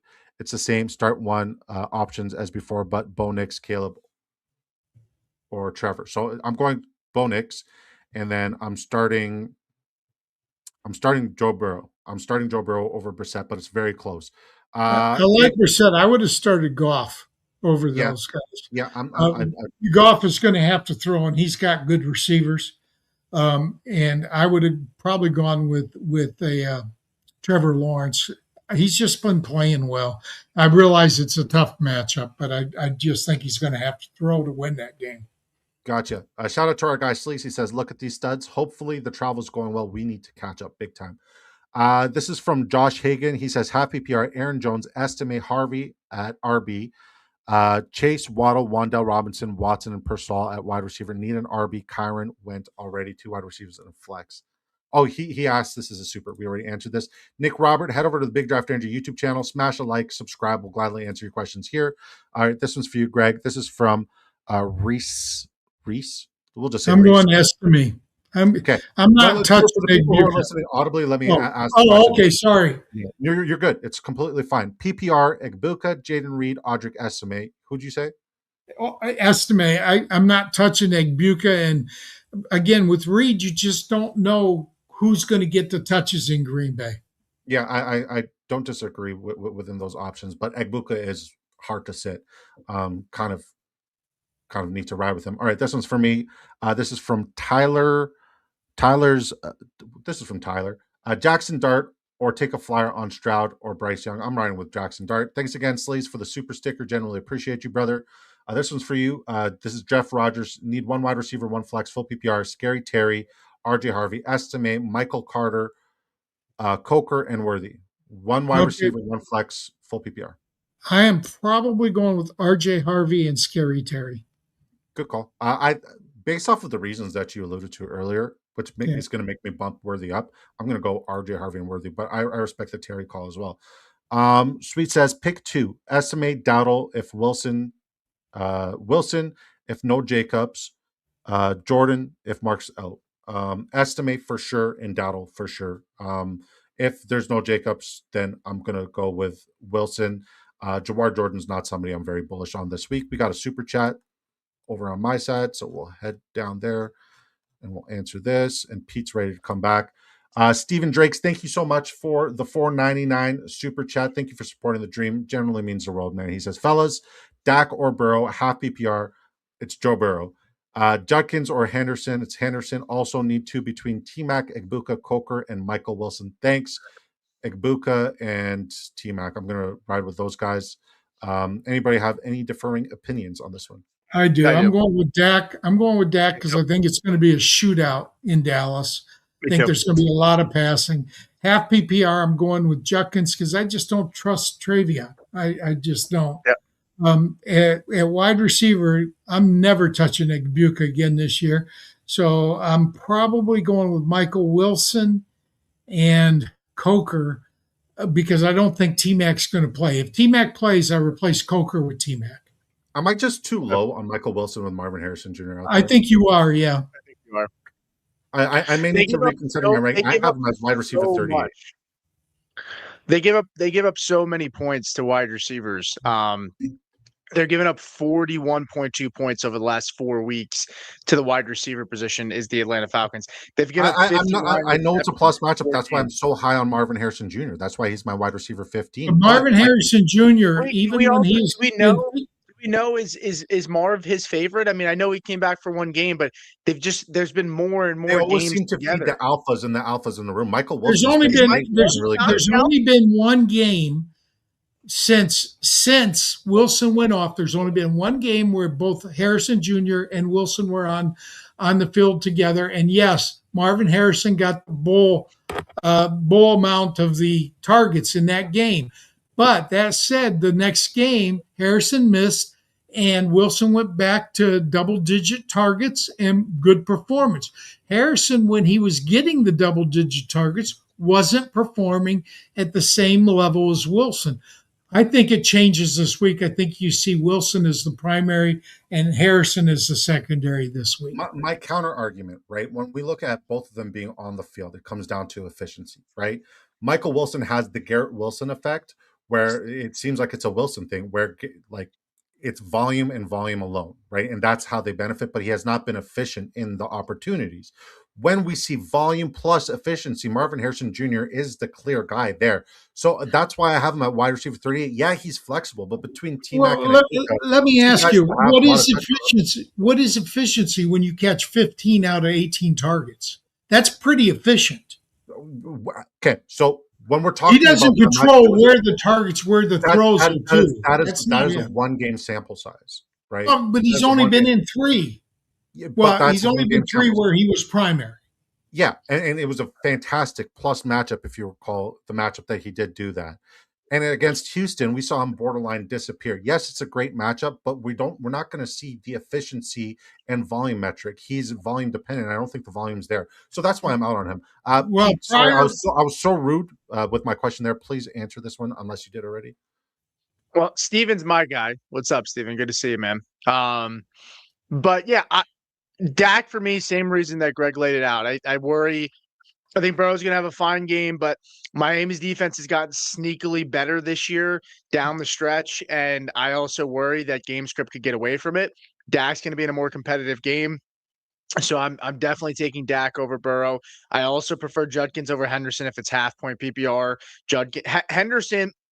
Henderson is the guy that's hard to not have on the field, because not play, because one play and he can make you your week. But you can say the same with Quinshawn Judkins. He's just playing in a worse offense, but he's also playing in the much more plus matchup. And Henderson is still splitting a decent amount of time with Ramondre.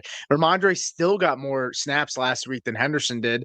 So I'm going with Judkins in a half-point PPR. If it was regular PPR, I prefer Henderson.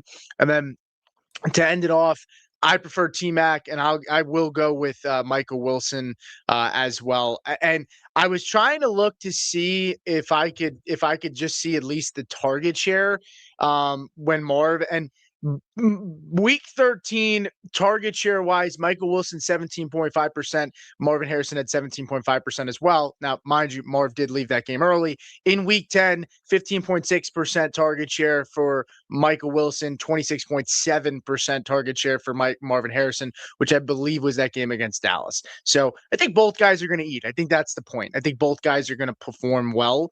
Michael Wilson's too hot, and this is a great matchup to not have him in your lineup. That's why he performed great in a tough matchup last week against Houston. So, okay.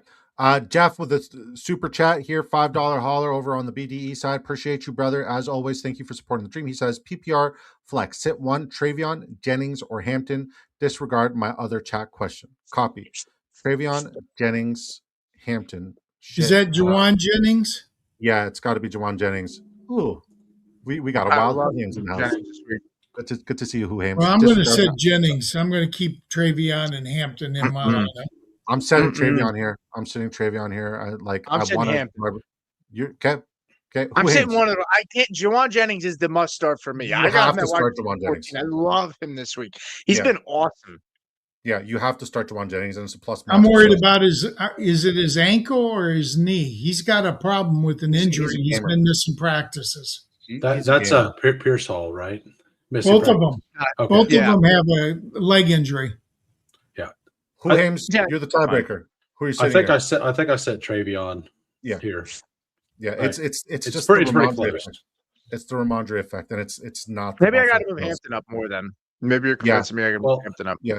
Like with Quentin Williams missing, you have to. Big deal. That's a big deal. Yeah. Who Hames? Floor is yours. Please introduce yourself to the folks. Thanks for hopping in on such short notice. Didn't expect you to hop in, but I'm grateful that you're here. You're one of my favorites of all time. So please let the folks know who you are, where you're from, how they could support you in your content. And please, guys, take a moment to go subscribe to him. He's so close to his goal of monetization of 500 subscribers. So take a moment to go support him, please. What's the channel? It's just Who Hames. Just as it's on the screen there. Nothing fancy. But yeah, I wasn't sure if I'd be able to make it tonight. I took my mom out today. We did Christmas shopping, took her out for a really nice steak dinner. So been a good day. Now time. Love it. It's going to be awesome. Love it. All right. So guys, we really need to catch up. So you guys unequivocally all know ball. We know that you guys all know ball.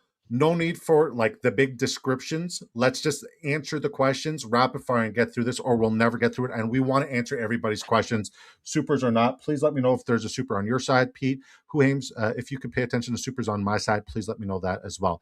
So we're gonna go rapid fire. We'll start with Who Hames since he's back, and then we'll go from there. Sleez says, "Merry Christmas, y'all." Pete, I think he meant to say Greg, not George. Okay. Iggy says, "Hey guys, played Kyron last night. With Rice out, who should I play in my flex? Henderson, Woody Marks, or Audric Estime? Who are you playing here? Who Hames?" Woody Marks if he plays, and I'm not in on Estime like everybody else. But the matchup's good. I don't like him as talent. I would go Woody or Henderson. I respect it. All right. I need Goff to see ghosts. It's going to be tough. Goff will be good. He will be really good. Iggy says easy Henderson. Hurts for me. Okay, we got that. Pick one, PPR or Brees or Judkins. I think Judkins is your safe floor pick, but it's a plus matchup for Brees Hall against the New Orleans rush defense. I think if you need the ceiling, I think Brees is your ceiling. If you need the floor, it's Quinshon Judkins. This one's for you, Greg. This is from Evo Boy. He says PPR, pick one RB and one flex. Chase Brown, Bucky Irving, Judkins, T-Mac, Waddle, Marks if he plays. I'm going Chase Brown as the starting running back, and I'm going Bucky Irving as the flex. Yeah, I love Bucky Irving this week. I think Bucky Irving is going to absolutely smash. His rushing yards prop is the freeze prop. This came in as a super chat later. We answered this. Oh, this came as a super later? Okay. Hi, fellas. Hi, Greg. Estimate, Genty, or Hubbard, full PPR, Pete? Or Jalen Warren? Pass. I hate all of them. I'll take Genty just for the volume, but I don't like any of these guys, man. Honestly, I don't love Estimate this week. There's a world where if you told me I love Estime, I'd start him over Genti. I'd be like, you know what? I'm okay with that. But I'll go with Welcome to Genti. fantasy football. Welcome to fantasy Yeah. football 2025. It's great. Wandell or Reed and Michael Carter or Javante for you, who Hames? Javante for sure, between Javante and Michael Carter. Yeah, and then Reed or Wandell. Yeah, I probably Wandale. Just we know he's going to get some volume. Reed has a higher upside though, in my Copy. eyes.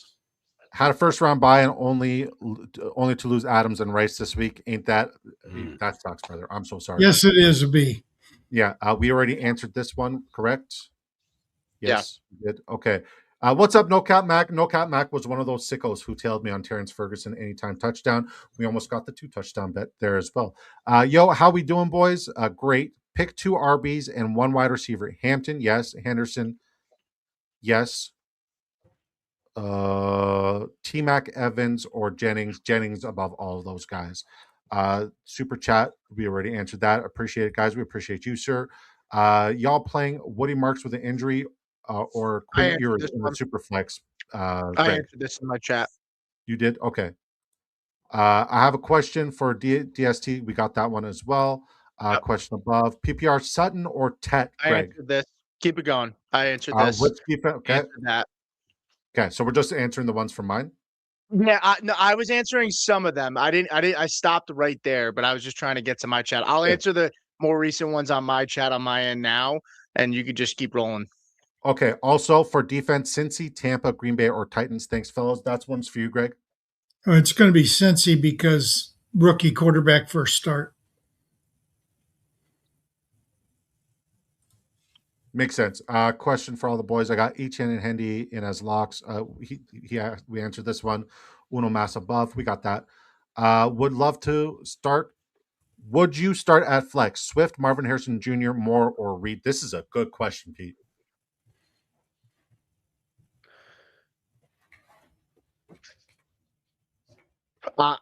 I'm gonna go with DJ Moore here. I respect that answer. I think it's the right answer. Hey boys, started Parkinson last night. I would have told you not to, and played against Puka. 12 team, half PPR, need 2 RBs. Bijan, Bucky, Derrick Henry, Travion, 2 wide receivers, JMO, Evans, Michael Wilson, London, Tet, and a flex. Holy crap, who Hames? You got your work cut out for you, sir. I mean, Bijan I have as my RB1 this week. So definitely him. And if we're shooting for ceiling, like I think we have to go with Bucky as well. And on the wide receivers, Evans and Drake London would be who I would play because you're looking for gigantic weeks going against Puka. Like you have to just shoot for the ceiling. Love it. Bring it to the stream. Wait a minute, he's got one more for flex. Oh, was it a flex too? Yeah, there was 1 flex. 2 wide receivers in a flex. I thought there was. Half point PPR. I think I go Michael Wilson. He said at the end a flex. Okay. Yeah, I think I'd have done Derek, King Derek. Yeah, you got to play Derrick Henry. I think Derrick Henry is going to absolutely smash. Bringing it to the stream, Knicks over Dak. Yes, I'm going to say Bo Nix unequivocally over Dak. I like the game script. I like how he's been playing. We're either going to get Bo Nix or bipolar Nix. I'm riding with Bo Nix this week. I know you like Dak. You should like Dak. He's been QB3 since the bye week, but he's also struggled, and I don't think we need to see a heck of a lot of Dak this week. I think it's going to be a very interesting game. I'm playing for my highest implied point total, which is Jacksonville versus Denver. I love that game, and I don't think we're going to see RJ Harvey doing it a lot on the ground. We're going to see Bo Nix having to air it out. All right, this one's for Greg. This is from Nate Kahn from our Patreon and Discord. Not a question. It's not a question. Yeah, I've played K9 15 weeks in a row, listened to Sleez, and finally sat him. I would have told you not to. All good. Should I flex Wandell or London? Greg? If you need a floor, Wandell. If you need a ceiling, London. It depends on what you need. I respect it. This is from Nick Munson. He says, Ted or Manning Wilson if Jacobs is out, Pete? Emmanuel Wilson for me. I'm smashing him. He's looked too good in those matchups when Jacobs been out. We did just get another super chat, by the way. Yeah, we got one on. big draft energies as well. We got one on my side as well. I just see this Steve. Okay, yeah, Yeah. that's the one. My man Pete, can you guys give me ration alien why Prescott over Burrow, especially against Chargers defense? Appreciated, fellas. They're playing for Shootout. I don't think it's going to be a shootout. I think when you're looking at the Chargers defense, they've been shut down. But Dak is going to have to play out of body if they want to win. And I think they're going to have to want to win. With Quinnen Williams being out, we can rely on the Chargers making this a high implied shootout game script on their side. So Dak is going to have to counter that out. So to add to Greg's point, shootout, I do think Dak Prescott's going to be good, but I personally have Burrow over Dak. Well, and my problem with Burrow is game script. With a rookie quarterback in his first start, it's highly unlikely Miami puts up a lot of points, and Miami's rush defense is not great. You could see an awful lot of Chase Brown. They're not great. They're not terrible, but they're not great. They've been actually one of the best in the last like 5-6 weeks, though, Greg. Yeah, but yes. Who have they faced? I think you're going to see a lot more of Chase Brown this week than you are of Burrow going deep. I think Burrow's going to put up 50. Yeah, I mean, so right now, from a passing yard standpoint, I'm just looking at the over and unders for this game right now for both those quarterbacks. They think Burrow's going to throw the ball 36.5 times. It's minus 110. His passing touchdowns line is set at minus 180 for 1.5 on the over. If you look at Prescott, his yards are set at 246.5. He's also expected to go up, throw 2 touchdowns, but Burrow's actually projected to go over 2 touchdowns more than Dak Prescott is, but Dak is expected to get more yards. So do that what you will. I still prefer Dak. I think it's a great start either way, but I'm going to go with the guy I think that's going to be in a higher game, and I think Greg hit it on the head. I just worry that Miami's not going to have enough at quarterback to support a high-scoring game. So I'm going to go with the under on Burrow's pass attempts. I would go with the under because I don't think they're going to have to throw to hold the lead against Miami. You're giving Cincinnati's defense way too much credit. I'm not. I'm giving Miami's offense no credit. That's what I'm doing. I mean, Devon Achane is going to nuke. I think Burrow's projected more yards and more more likely to go over 2 touchdowns, by the way. But I still prefer Dak. Yeah. I also prefer. Hey, Greg. Greg says, "Hi, fellas. What's up, Greg? Estime or Genty or Hubbard full PPR? Did we answer this one? No, we didn't. Yeah, I think you might have got lost. Yeah. You might have got lost. I think you went through these for a second at one point. Well, I probably did start the right one. Okay, we're good. Who Hames? This is from Frosty. He says, any word on Woody playing? And if so, wouldn't it be risky since he's always been hurt in every game? Looks like, yeah, he's not going to finish games. It's tough. But who Hames? What do you think? I haven't seen anything specifically on this. I'm going to assume he plays. I'm going to assume he gets hurt again, but I'm also going to assume he gets 15 to 20 points. Okay, we'll let you answer this one as well from Jeff. He says, flex, Jennings or Hampton? I'm going to go ahead and say Hampton. I know. Yeah. I like Hampton. I like him to catch balls this week too. If time was not a thing, I would tell you to stand on the fuck business, but we're not going to do that right now. I have Godwin or Reed to pivot over Woody. I'm not pivoting to Godwin this week because he got saved by a touchdown last week. I don't love Godwin. I really don't. Lamar Jackson or Jacoby Brissett. It's Lamar Jackson for me. Greg, full PPR. This is from Tate Sutton. He says, full PPR, Rice out. So now do I go Reed, Emeka, or Addison? Then in flex, do I go Harvey, Gainwell, SMA, or one of those wide receivers? Okay, well, I go Addison at wide receiver. I'm not playing Emeka at all. And again, with Reed, you don't know what you're going to get. So I'd go at flex with either RJ Harvey, Estime, or Gainwell. I would probably go Gainwell because as a Detroit fan, I know we give up tons of fantasy points to our opponents. I respect it. Which kicker, Boswell, Pinheiro, or Andy Borregales? Pete? Don't give me this one. I don't even know. I couldn't even tell you. Don't pass. I don't know. If I answer this, I'd be giving you an uneducated answer. My heart says Pinheiro. but maybe Boswell because he's in a dome in a high scoring game. But I couldn't answer this truthfully. My rationale for kickers always goes this way: which offense is going against a defense that gives up a lot of yards but can't punch it in on a frequent basis? I think the answer is Boswell, and that Pittsburgh offense is going to do that. We'll let you answer this one as well. I'm leaning Purdy over Lamar. What do you think here, Pete? I'll still go with Lamar. I like Purdy, but after some soul searching in the beginning of the show, I bumped Purdy down. I'll go with Lamar here. Okay, last one for you, Pete, because we've Super. giving you two short ones. He says, up against Puka, I have Drake London. Would you also start Pitts if or stack Dallas with Hurts? Dallas Goddard. Yeah. Yeah, it wasn't registering in my brain. Is the correct answer to sit Pitts and start London and Dallas Goddard though? I mean, are we just? I mean, would you? I mean, if the question was Drake London or Kyle Pitts this week, who are you playing? I know Greg's saying Pitts because he does not love London this week. But no, I'm not. I don't like Pitts this week. He does terrible when Drake London's on the field. And you got to look at it this way, right? Kirk Cousins will have an out-of-body experience anytime he plays the Tampa Bay Buccaneers, and then go back to being pedestrian old Kirk. So yeah, I think I'm in agreement with you. Now Goddard hasn't been all that great either. I'd check and see if Colston Loveland is on your waiver wire or somebody else. I'd look for somebody else because I don't like Goddard or Pitts in this week. I'm going God. I have Goddard as my tight end 3 this week.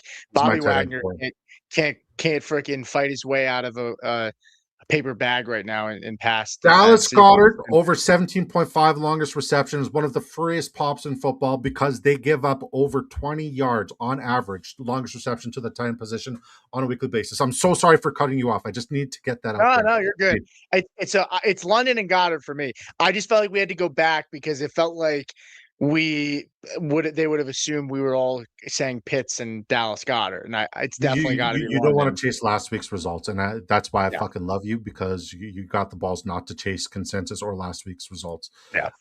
Another super from my guy Jeff. Thank you so much, brother. He says, I'm starting Tracy, Vidal, and Estime are on waivers. Make a move. I'm starting Estime over Tyrone Tracy this week. I think the volume's going to be enticing for Tyrone Tracy, but I am higher on Estime than most. What say you? Because I know you got two of you don't like Estimate. Greg, you're kind of in between on Estimate. You like him more than you dislike him. So, Greg, what's your answer here? Are you making a move? I like both Vidal and Estimate over Tracy, to be honest, this week. So, who would be your lean? But I would probably go with Estimate, who's more likely to get the lion's share of the carries than Vidal. Vidal will get 15 touches, but he's not going to get 20, 25. And Estimate might. I think where Vidal will succeed, or Marion Hampton, is in the receiving upside as well. Running backs receiving yards is a free lock on a weekly basis. I just don't know which one I want to bet on. I might just stagger them or just bet on both. What about you, Hukru? So I've been on Tracy 2 of the last 3 weeks, and I'm very out on Tracy this week overall. The matchup's really bad. Minnesota's depending on which metric you look at, the third or first or the best team in the league against running backs in the air, and that's where Tracy gets a lot of his volume. So I'm going to take Audric Estime here, who I'm not a huge fan of this week, just because I don't think Tracy's going to be able to get there in the air where he's did most of his damage this year. Copy. Pete, take us home. Yeah, I'm going with Tracy. I know Tracy. I'm not a huge Tracy fan, but I do think the tide's changing a little bit. I think they're trying to get him on the field more. Brian Daboll gone. The snap share was the highest he's had all season long by a lot. So I'm going with Tracy, and I will go with if you're playing it safe, go Vidal. If you're going for ceiling, you go Estime. That's how I roll. That's a great answer. All right, Who Hames? This is from We Buy Homes Near You. Once again, guys, let's go rapid fire. Unless it's a super. Going rapid fire, try to give the shortest answers as humanly possible because we got so many chats to catch up on.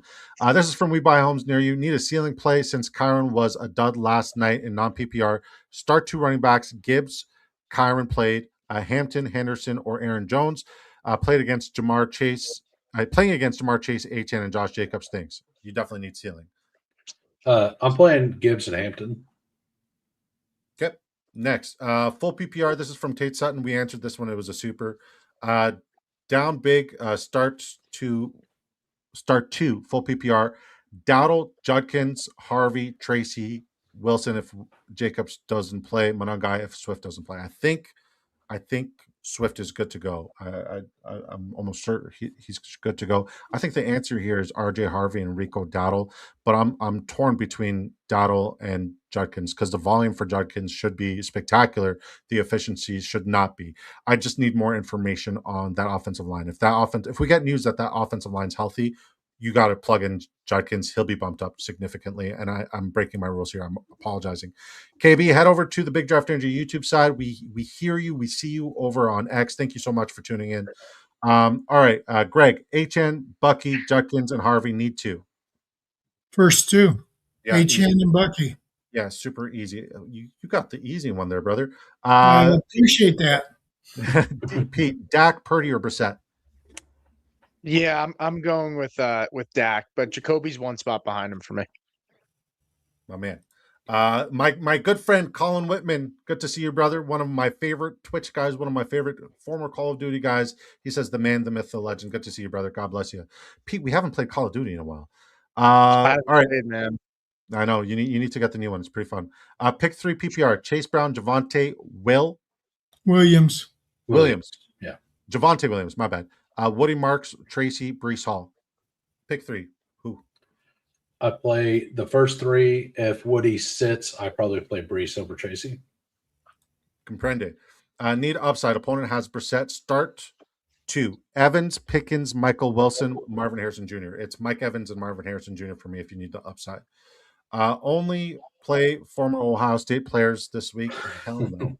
Hell no.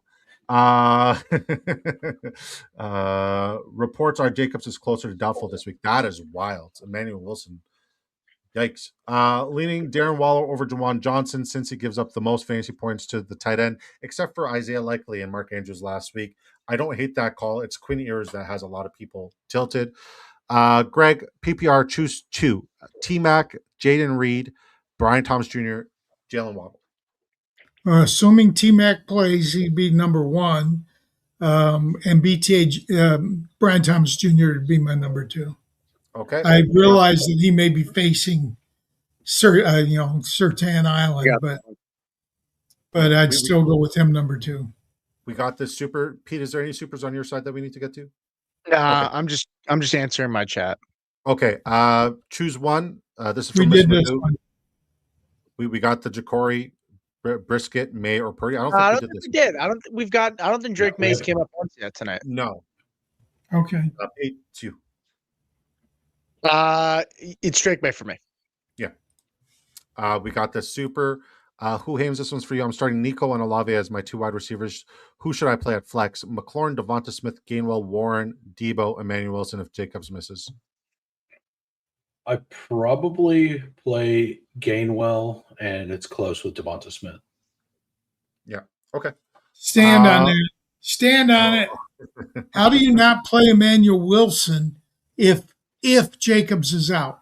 That's the only question we have. Hold up. What did you just say? I'm going to need you to stand on business. All right, hold on. No, that's not the camera angle. Disco, what the hell are you doing? What the hell? Who can just answer? Yeah. There we go. I can answer. Like, go ahead. I want all kinds of pieces from the Detroit-Pittsburgh game. I believe that's going to be a very high-scoring game. Like, I kind of think it's going to hit like 55 points. The Lions themselves are not good at defending against the pass, or 2 running backs. And that is where Gainwell does all of his damage. Do you know there's only 3 running backs in the league that lead their team in receptions, and Kenneth Gainwell is one of those. And like, I think that's how they're going to have to keep up with the game. I think Detroit's defense is banged up enough in the back end that they're going to score a bunch of points. Jalen Warren he's getting less and less snaps. Aaron Rodgers absolutely loves Gainwell. And whenever it comes to the Emmanuel Wilson side of this, like, the Bears defense is pretty solid. I do get that. Have we heard if Zach Tom is going to play? yet. Like he's game time decision. Tremaine Edmonds is trending upwards. So that's the last report I saw. Okay. But like if Zach Tom is out, like there's even more of a reason to not play him. And if he does play, he's probably not going to be 100%. So, and the Bears defense, they're bad on the back end a lot more than on the front end. Now that doesn't mean that Wilson can't have a good game, but I think that Gainwell is like a lock for 15 points in full. It's either are you chasing efficiency or are you chasing volume, right? Because I think that's what it comes down to. And you're chasing the efficiency. I respect it. All right, this one's for me. This is from Vinny. He says Olave, Chase, and Evans need to. I'm assuming that's Jamar Chase. If it's Jamar Chase, then you're going Jamar Chase and Mike Evans. You're sitting Chris Olave. Full PPR, Chase Brown, Etienne, or Rico. Pick one. This is from our guy, Praith. This is for you, Greg. Chase Brown. I think he's going to get 20 plus carries plus 4 or 5 catches. I love it. And he's going to find the end zone. Hey, Pete disagrees. He should be able to say why real quick. Etienne's on fire, not splitting time. Josh Jacobs had a good game against Denver last week. I'm riding with Etienne. And Dolphins, we talked about it before, their defense has been one of the stingiest to running backs the last 4 or 5 weeks, too. They're one of the toughest. But the Dolphins have also played nobodies at running back. They played Derrick Henry. I'm not sorry, not Derrick Henry. James Cook. I don't even know. I have to look back at the schedule. I can't recall. Please do so while I continue to ask these questions. Playing defense here, my opponent needs an RB. Looks like Josh Jacobs isn't playing. I pick up Emmanuel Wilson, drop one Waller or Monangai. Who are you dropping here, Pete? Darren Waller or Kyle Monangai to pick up Emmanuel Wilson? It's Darren Waller. If you're not playing Waller in this matchup, you got to drop him. Yeah, if you're not playing him now, you're never going to play him. Worthy or estimate half PPR. Who Hames? That's pretty close, but I'll take the running back. Okay, estimate. What up, fellas? Good to see you, Charlie. He says start Burrow, Dart, or Mayfield. Burrow for me, but Mayfield's very close. Dart, this is the week where I'm kind of like out on him. Minnesota's been shut down. Burrow's got great matchup, but last week he has me scared. Not gonna lie, it wasn't a great matchup last week. Give me Joe Burrow. I like him. He's a gamer. Do you want those numbers now? Yes. I want to know who they played the last 4 or 5 weeks. All right. Week 9, Derrick Henry had 12.1 points. Okay. Week 10, James Cook had 7.7. He had 13 carries. Who was the other running back for them in week 9 for Baltimore? And how many points did he? Mitchell, he had 1.8 points. Justice Hill had 1.5. Okay.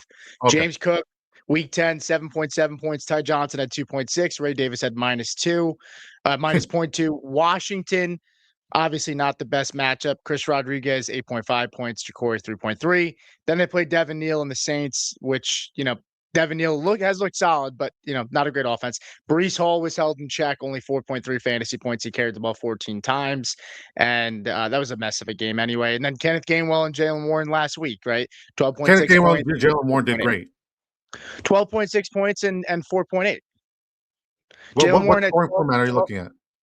What'd you say? What scoring format are you looking at right now?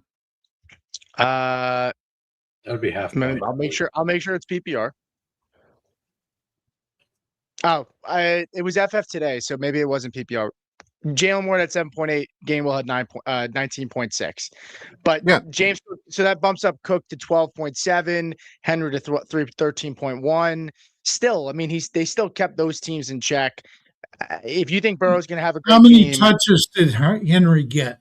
But here's the thing: it's been the same trend with Derrick Henry, right? The only one that's a shocker to me because the rest of them seems like it's in line with the performances. The only one that's a shocker was James Cook, and it was just an off week for James Cook when he put up the all 22. I think Chase Brown has the upside to nuke. They're going to get to the red zone, and he's going to get a couple touchdowns. I like Chase Brown a lot. I get it. I love Chase Brown. But I love you. Now I don't love this question, and we do have a super, but we'll get to it after this. I believe it's Greg, if I'm not mistaken. Dart or Shuck. Okay, you're good.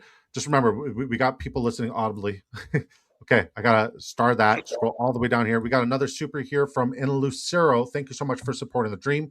He says Prescott or Knicks, and we're in no rush on this one, guys. It's a super, so we always got to prioritize it. And we may have to cut the show short. And if you guys have to step away, then I'll just stick around and do rapid fire. Prescott or Nix?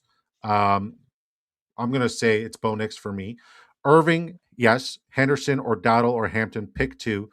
Bucky, Irving, and O'Marion, Hampton. PPR, Lamb, yes. London, yes. Moore or Watson, pick 3. I'm sitting Christian Watson there. So it's Bo Nix, Bucky, Irving, who I love, RB1 upside, O'Marion, Hampton. I'm going Lamb, London, and DJ Moore. Anybody have any differing opinions there? Yes, Greg. I go Prescott because, again, I think it's going to be a shootout. I go Me too. Irving. I'm with you there, but I probably go Henderson over Hampton. But it's close. Hampton just shares way too much, and I don't think Henderson has been sharing as much. I like your choices at wide receiver. Although, if Watson plays, I'm putting him in over Moore. Okay, I respect it. You guys agree? Who Hams, Pete? I agree with what you said. I'm Nix, Irving, Hampton, Lamb, London, Moore. Yeah, Pete. Yeah, I'm Prescott. I'm Irving. I'm in between Hampton and Henderson. I would go with Hampton. I think at this point, with the news of Williams, I didn't know he was out until we got on. And then for the 2 wide receiver, he says 2 wide receivers, but then he says pick 3 at the end. So I don't know if that's a typo or. Well, he did the same thing after the running 2 back. running backs. Pick 2 running backs. Pick 3 wide receivers.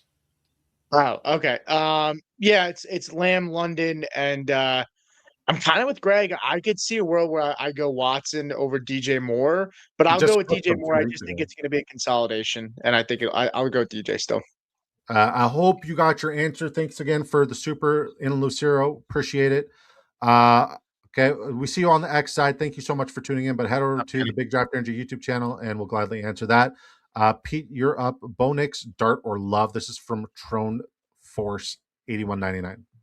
Tron, what's up, man? Good to see you, dude. I would go with Nix here. I have him at 8. Jackson Dart, I have at 14, and I have Jordan Love at 13. Perfect. Robert Tryon says, I'm in 0.5 tight end premium. I need 1 flex. Brees Hall, Debo, Coker, or Gatson. Who aims? Let's go with tight end premium. I think I may just play Gatson here. Yeah, it's a decent matchup. Yeah. Unless you get points for return yards when I put Debo in because he's returning kicks. Yeah. Yeah. He had Puka 56 points, Jennings or Myers, Sutton, anything. I think Jennings has the highest, the safest combination of floor and ceiling, but I also think Sutton is your ultimate ceiling player in such a significant matchup. So I think you're good with Juwan Jennings there. I like the combination more than just the ceiling of Cortland Sutton because he could disappear. Bob Hope says, my team is Hurts, HN, Mack, Sutton, and Jennings. Stop showing off.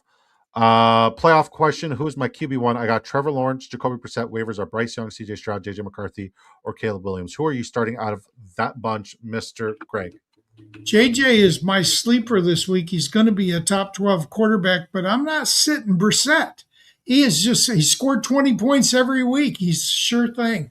He's the only quarterback that has scored in the top 12 against Houston. No other quarterback this year has scored in the top 12 except Brissett. Put him in your lineup and forget about it. Good answer. I like Mamba Case, this one's for you, Pete. Olave, Harvey, or Mike Evans at flex? Yeah, I answered this one in my chat. I said Mike Evans. Copy. Did you answer this one as well? No. Reichert, Fairburn, or Luke for you? James. Given who the kicker question? Fairbairn. Yeah, I think there's going to be a lot of touchdown production for Houston. Yeah, but he's indoors. I think Reichert has kicker 1 upside for all the reasons I alluded to earlier. If you guys missed it, the reason why I like Reichert more is because I feel like we're going to see the Minnesota Vikings move the ball at will, but the Minnesota Vikings aren't good enough to score a touchdown every drive, but they are good enough to pass the half line. So I think Reichert's going to be able to produce at a very high level. His kicker points over 1.5 field goals, ladder that up to 3. I don't know what you're talking about. Adrian Peterson is great at scoring touchdowns. Yeah, When you get old, you forget things. I mean, we liked Jordan Mason almost as much as we liked Adrian Peterson at one point. No, you don't. No, No, you in the off season, we were really high on Jordan Mason over on my side. but not Hey, y'all, what's up? Peterson. Not AP. He says, "What's the best site where I can get action on large parlays for player props?" Drafters Fantasy Sports, BK. You already know the deal, brother. Tight end Ferguson or Warren. I don't know who's up. Is this this is You. me. Yep. This is you. Ferguson, or did you answer this one already? I don't know. I thought it was me, but I'm not high on Ferguson at all this week. I have Warren. Yeah, it's Tyler Warren. I think Tyler Warren's going to be a volume play. You guys aren't scared by Phillip Rivers. No, because Philip Rivers. Okay. I'm not scared by that 49ers defense. I think that's the big thing. They're 140 passing yards. Now, I will It's say, gonna when get you're out looking quick. at one of the glaring weaknesses for the Los Angeles secondary, especially recently, and it's not like they've been giving up a lot of fantasy production, but this is where we've been seeing the most fantasy production that they've given. It's to the tight end position, but there's too many mouths to feed. I think Tyler Warren's the right answer because, I mean, Philip Rivers is old as fuck, and he's going to need to. Well, I'm going to sit and say Ferguson because I think that's a shootout game, and they're going to have to throw to him. Prize Picks didn't accept me.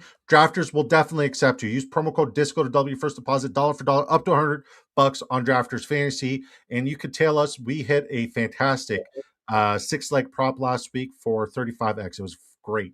Oh no, the second round. Who for my wide receiver 1, 2, and 3 flex spot? Wide receiver Mike Evans, Adonai Mitchell, Khalil Shakir, Devontae Adams. Well, he's out. Jordan Addison, Deebo Samuel, Jacoby Myers, RBs, Emmanuel Wilson, Trayvon Henderson, Josh Jacobs, and Jonathan Taylor. RB1 is RB1 and 2. That's what he needs, and his tight end's George Kittle. Who? This one's for you, Greg. All right, Evans, and you need 2 wide receivers or 3? 2. 3 receivers. Okay. Second. You're right. Okay, so Evans and Myers are the top 2 for me. I'd probably roll the dice on Addison because I have a feeling he's going to score against that Giants defense. Running back, if Jacobs is out, I'm putting Wilson into every lineup I got, but not over Jonathan Taylor. Taylor's got to be your running over back. Trayvon Henderson. I'll put Wilson in over Trayvon Henderson. I respect it. Okay, non PPR. My wide receivers are falling apart one by one. We have a we have a super chat. We can get to it after this. Yeah. Just so you know. Just so you know. No, I appreciate it. My wide receivers are falling apart one by one. This is from our friend We Buy Homes Near You, one of the best names in the business.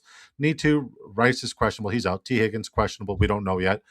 Diggs, Jettas, Igbuka, and McLaurin. Thanks, fellas. I mean, you got good problems. Pete, who are you starting here? 2.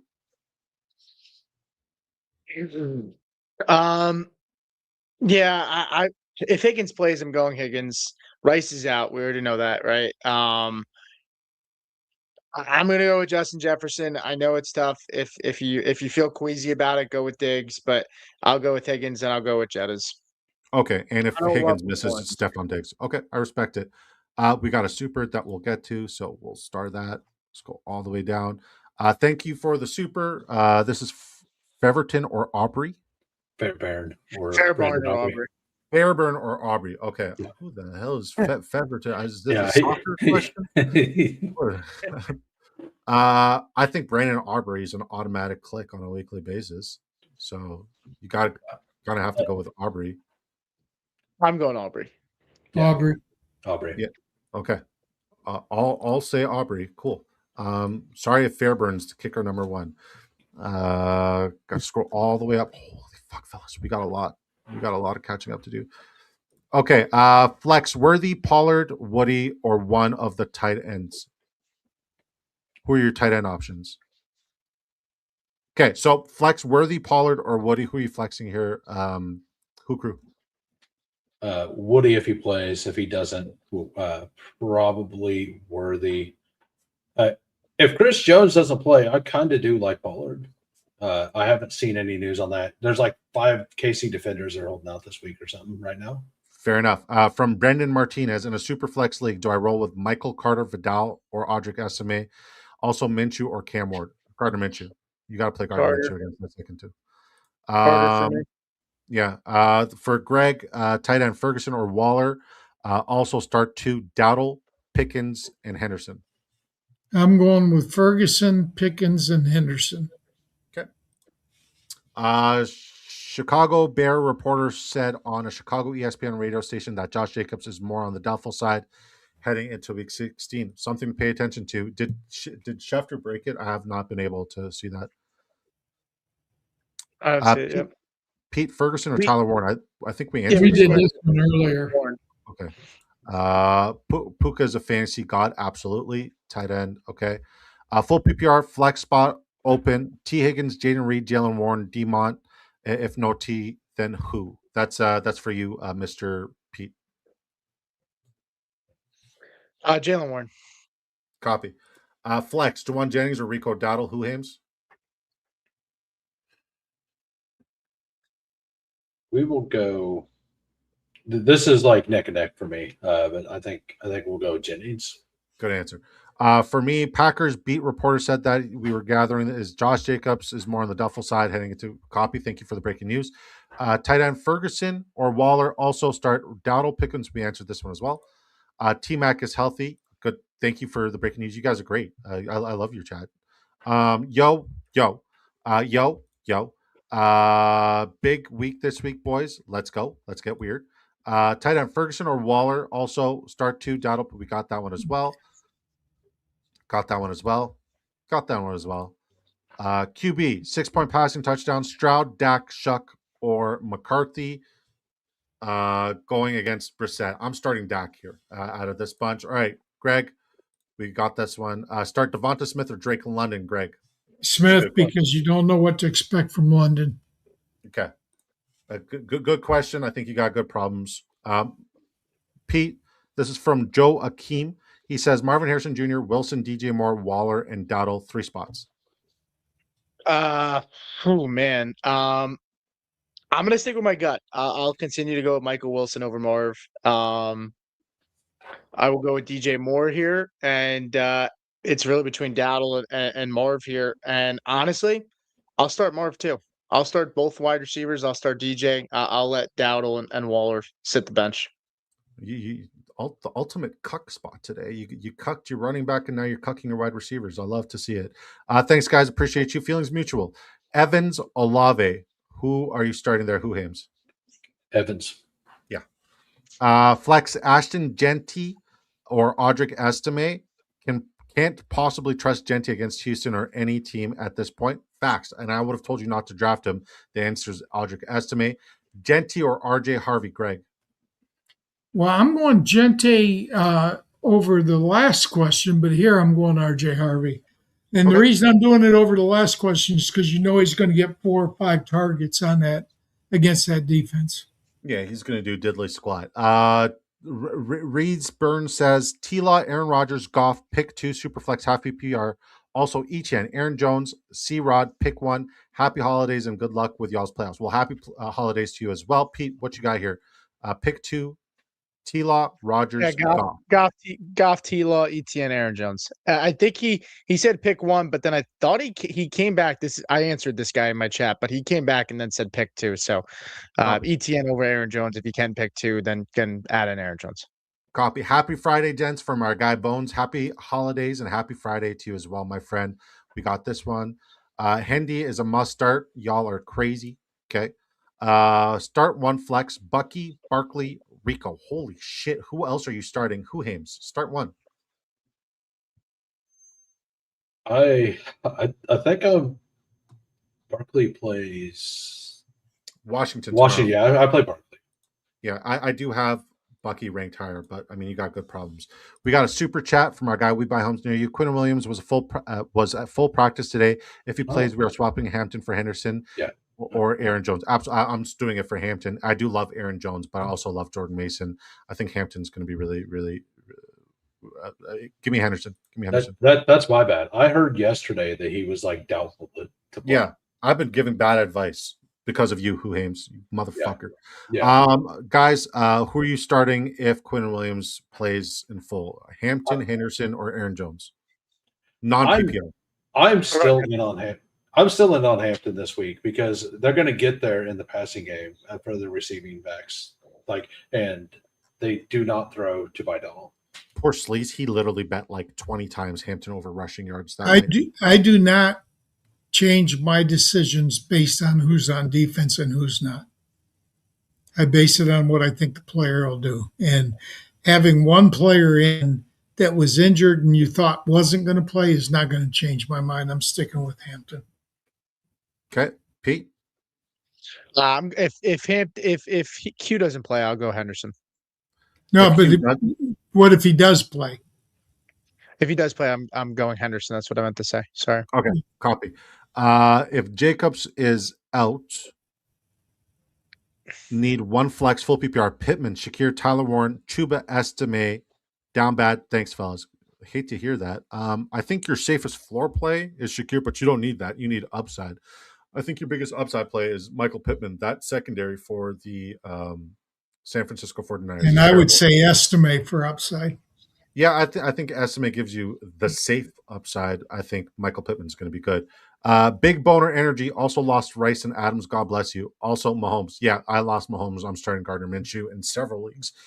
Genty ain't getting anywhere near the goal line, even with no touches. He gets stuffed at or behind the line. Absolutely facts. That report that Adams is unlikely to play in Week 17. They're saving him for the playoffs. Is he a drop? No. Based off of beat reports, no. If you listen to beat reporters, you get beat. Okay, we got that. Okay, half PPR. You got all those, Pete. Okay. Burrow erupts this week. Okay. Oh, actually, I got Etienne. Okay. Yep. You got all those. So, okay. Astro says start one tight end. This one's for you, Greg. Bannon, Waddle, or Strange. I love Strange, but Fannin is playing without Njoku this week, so he gets all the looks in. And Shadur Sanders seems to like him, so I'm going Fannin here. Yeah, I mean, he had all the volume in the world last week and hardly finishes a tight end one. This is not a good matchup for him at all. I think Waddle's the answer here. Okay. We see you on the X side. Head over to the Big Draft Energy YouTube channel. I got a question. What's up? I got a question on that. It said tight end. Why is Waddle in that group? Yeah, good question. I think he meant to say Warren. But whatever, we'll go based off of that. I'm still starting Waddle. Okay. Yes, very good point. Very good night of bets last night, including tailing disco on Ferguson TD. How much do we trust McLaurin's floor this week? Do we think Jaden Higgins or Kincaid is safer? I would prefer Christian Kirk over Jaden Higgins, but I'm still riding with Terry McLaurin over all those other options. Kincaid only gets 35% snap share. You can't trust Kincaid. But he's incredibly efficient. Well, yeah, because he's only on he's fresh. He's not retired because he's not on the field blocking. That was supposed to be Pete's question. I jumped the gun. Pete, this one's for you. This is from Steven. He says, Dak or Brissett upside play. I have Michael Wilson. Yeah, we've answered this one. I mean, if you want the upside, go Dak. Okay. Love, Dart, or Stroud. Pete, answer this one as well. Stroud. I don't hate it. I have Rico Hampton or Mike Evans for flex, thinking Mike Evans. But what do y'all think? What do you think here? Who Hames? Evans. Okay. This one's directed at the FF Faceoff. If Higgins is in, who do you play between Igbuka and Gatson in half tight end premium? Is that for me? No, it's supposed to be for Pete. Oh, okay. Oh, I didn't hear you. I'm sorry. If Higgins is in, who do you play between Igbuka and Gatson? Easily. Okay. You don't play Igbuka at all anymore. I'm still riding with Igbuka in a couple leagues. Loveland or Jawan Johnson PPR? The answer is simple, Bones. It's Loveland. All right. Did you answer this one, Pete? Start Warren or Kelsey? Yeah. I answered that.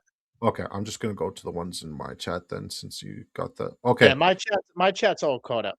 Okay, CKXPRS says pick one QB: Dart, Stroud, JJ, Shuck, two flex, Reed, Genty, Terry, Zay, Addison. Greg. Oh, for me, I'm going Dart, Addison, and Terry. Okay.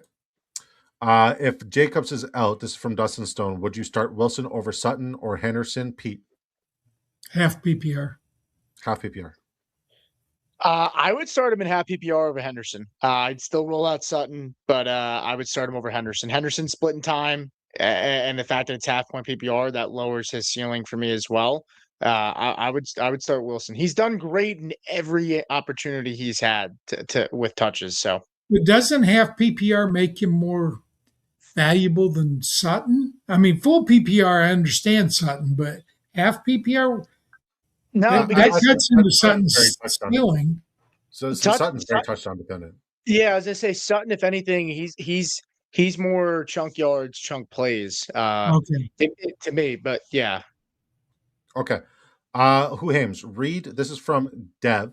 Reed, Olave, Ladd, Wandell, or Debo. Pick 3 at Superflex. We're going to go Olave, Ladd, and let's go with Jaden Reed. Okay. Reed, Olave, Ladd, Wandell, or we got that one. The same thing.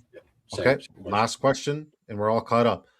You can get really any NFC, AFC stack and attack a Charger Yeah, line he's stack. smoking playoff best ball. He said he's been getting the Lions in a lot of his stacks because they're going really late in playoff best ball right now.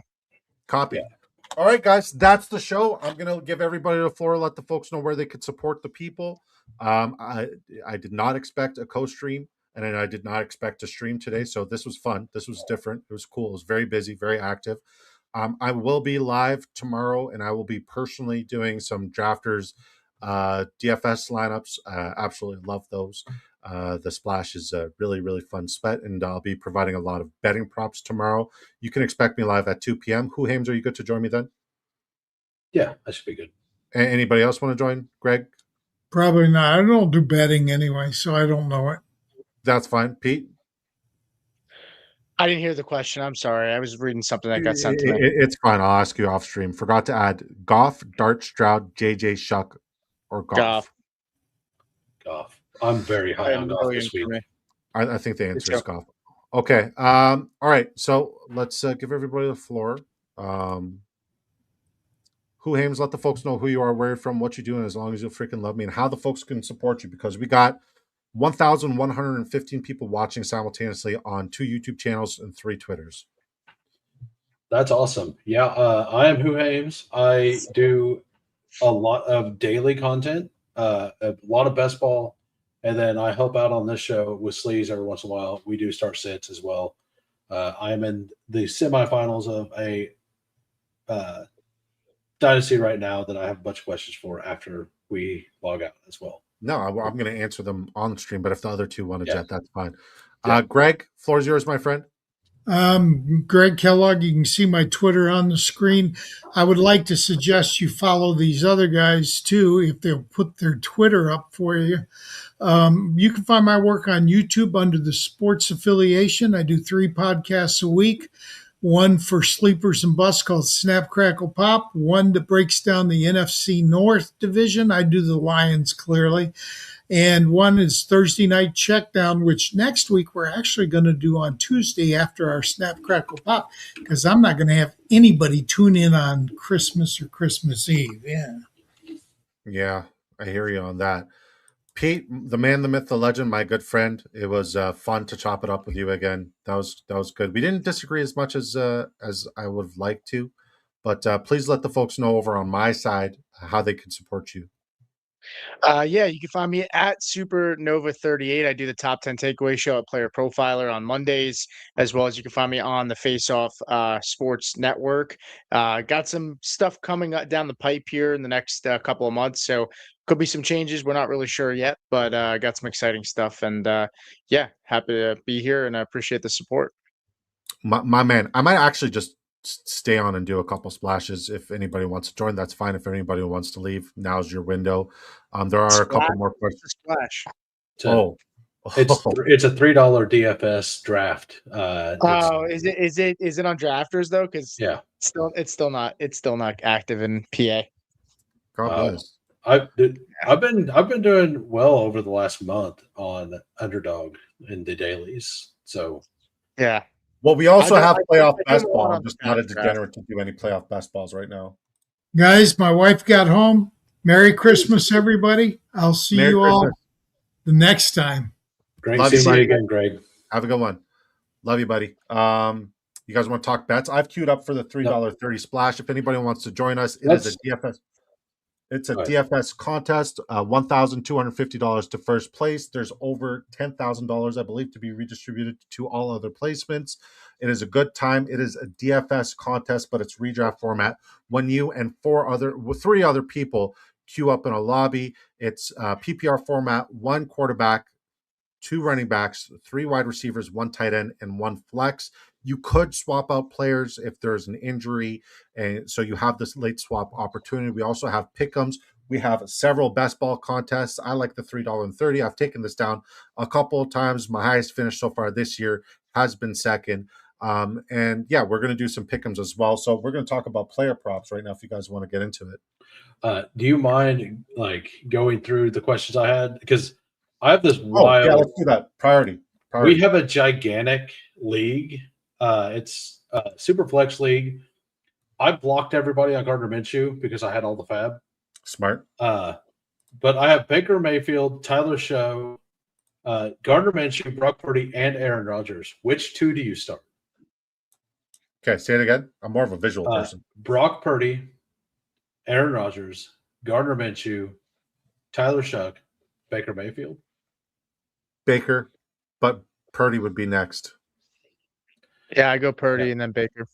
Okay, I'm debating between Shuck and Purdy right now. Tight end premium as well. Darren Waller or Gunnar Helm? Waller. Waller. Okay. Yeah. And the flex spot is Tony Pollard, Shakir, Watson, Worthy. I think it's Watson if he plays, but if you need the ceiling, it's Worthy. If you need the floor, it's Shakir. I think Shakir is the safest floor in fantasy football. Okay. I'm just curious what you guys are thinking because they're all, I think, pretty fair and close options. Wow, the chat's still going. Marks or Harvey, head over to the Big Draft Energy YouTube channel. Smash a like, subscribe. We'll gladly answer that. But I think I'm Harvey. Yeah, me too. Who Hames? I know you're the one who swayed me on Harvey yesterday. Yeah. I like Harvey this week. I also like Marks a lot this week. But who Hames, are you queuing up for a splash? I can. Please. Hack in the Villa has a question up there. Oh, splash is full. Hey, no way. Oh, never mind. That was the playoff best ball. Yeah, we're good. Yeah. I'm not doing no. Honestly, I want to do playoff best ball. I have the urge, but last year I did it early because I was asked to stream it and do it early, and I had Cincinnati Bengals and Miami Dolphins in my freaking lineup. So I'm not doing it early. Best ball, man.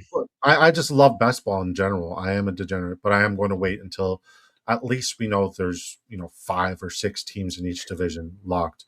What's up, Warrior Loft? I was thinking of starting Michael Wilson and Mike Evans, but if Harrison Jr. plays, Marvin Harrison Jr. is playing, I can't possibly play either Wilson or Harrison Jr. over Pickens, right? Yeah, you can. I'm starting Marvin Harrison Jr. over George Pickens, and I'm playing George Pickens. No, I'm playing Mike Evans. Yeah, MHJ and Mike Evans. Those are the 2 I'm riding with. Anybody different here? I'm with you. I think we have to have a conversation about Jacoby Myers' extension and Travis Hunter. I mean, guy has a knee injury.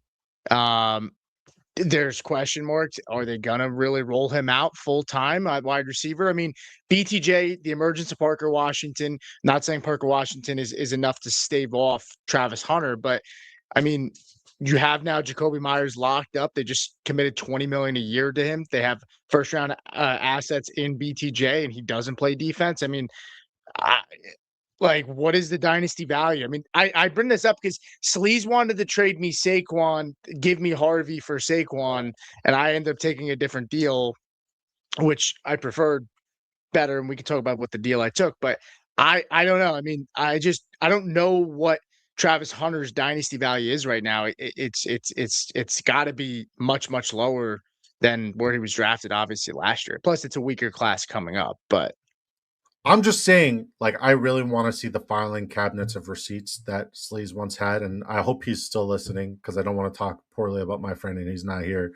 I would love to see the Travis Hunter receipts. Mind you, BTJ has not done anything for me whatsoever, but I would love to see the receipts, the filing cabinet he so claims to have, because it's a big discussion this offseason.